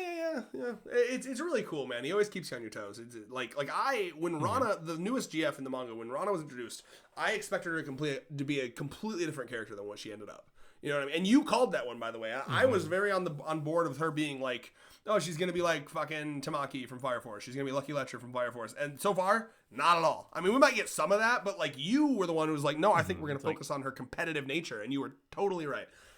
Yeah, I've got it clocked. I got that Nakamura on lock, Clocked and locked. Can't get nothing past me. Yeah, I've got him on speed dial, and if he doesn't answer, I'll say his manga's bad. And as we all know, if we say his manga's bad, he loses half of his fucking readership. That's the clout we have. The other half is the one headed by that guy. He's like, these 2 idiots. Why are they so popular? Why is Moonlight? Why is Mr. Moonlight 150 cavorting with these dummies? It is funny. Right. How dude, there probably is Moonlight fans that are like mad about that. Listen, dude, we wooed him, we rizzed him, he loves us. I don't know what to tell you. Yeah. But shout outs, he just uploaded the stream highlights. Did you see of our stream from like a month ago? Yeah. Like I'll edit it. I'm really excited to watch that. What was I gonna say? I lost track. Oh yeah, it is funny how like every time I see thoughts on us, it's like either these fucking guys are so annoying, they're constantly clipping their mics because the screaming's so loud, blah blah blah blah blah, or I get like people like again like Mems. Shout the fuck out to Mems, my new favorite human on the planet. Where we did a stream with them recently. Mems, who is like, your videos are fucking amazing. It's the exact niche I was looking for. I've already watched through 70% of your backlog, and it's single-handedly getting me through the university. And I'm like, all right, man, you just can't please everyone. There's literally no way. You should never try. So yeah, no accounting for taste, as they say. Indeed. Listen, bro, me personally, I get that like constant screaming can be annoying, but I don't know. I think we balance it pretty well. Don't you want your fucking reviewers to be really excited and passionate about the thing they're talking about? Or I know some people want them. And for God's sake, you're watching 100 goddamn girlfriends. Where like a quarter of the characters are screaming because of the shit that's going on in front of them. Yeah. Shout outs to when fucking so Nora and I are writing the Wolf Girl stuff, right? With our Wolf Girl OC. which is a girl raised by wolves that Rentaro ends up dating. Okay, just read it. It'll be out in like a week. Okay, and and I'll plug it in one of our manga reviews. And honestly, I should probably put like my link to my AO3. Like, can that be my link? You have your Twitter, and I have my AO3. But so 100 Girlfriends, the world that is, with all of its fucking wacky shit. And what does this guy that I will keep nameless, I'm not trying to slander him, okay, I like this guy, okay, he's in our Discord, he's kind of a nano-brained guy, and I'm telling him about this thing, and you want to know what his one issue is? He's like, wolves are extinct in Japan. And he's like takes serious umbrage with it. He's like, I can't suspend disbelief. I'm like, really? You can't? You know what to do. Just turn that into a self-aware joke in the... Someone in the Discord said, like, just make it like they were rabid dogs that people thought were wolves. Yeah, they rapidly re-evolved into wolves. They devolved. Yeah. Oh my god. Or I guess, would that be evolving or devolving? I mean, well, technically, there's no such thing as devolving. Everything is just evolving. Right. They turn into crabs because that's what everything turns into. And then those wolves turned into crabs before my eyes. It was horrific. Yeah, crab dogs. Drabs. It was crazy. Fucking crab dogs killed me, dude. I'm dead. Fucked up. Yeah, they killed me. Yeah, they're dangerous. They're very dangerous. They have the ruthlessness of a crab. They're the size of a dog. And they're barking at you while also like clipping their little claws. I hate that. Yeah. Oh, that's horrific. Well, hey, on the note of crab dogs, shall we end? Yeah. Oh, yeah, they're coming for us. They're coming for you. Feel free to comment down below. Feel free to like a little too. And maybe if you hype the video, they'll be too busy, I guess, picking up the hype. Appreciating your support that they won't snap you in half with their giant dog-sized crab claws. Yeah. I don't know. like dog heads instead of claws. Oh, I don't like it. All right, the more we talk about this, the more Lovecraftian it becomes. Yeah, I immediately visualized it Lovecraftian. There was not a single moment where it wasn't Lovecraftian in my head. Okay, goodbye. Oh my god.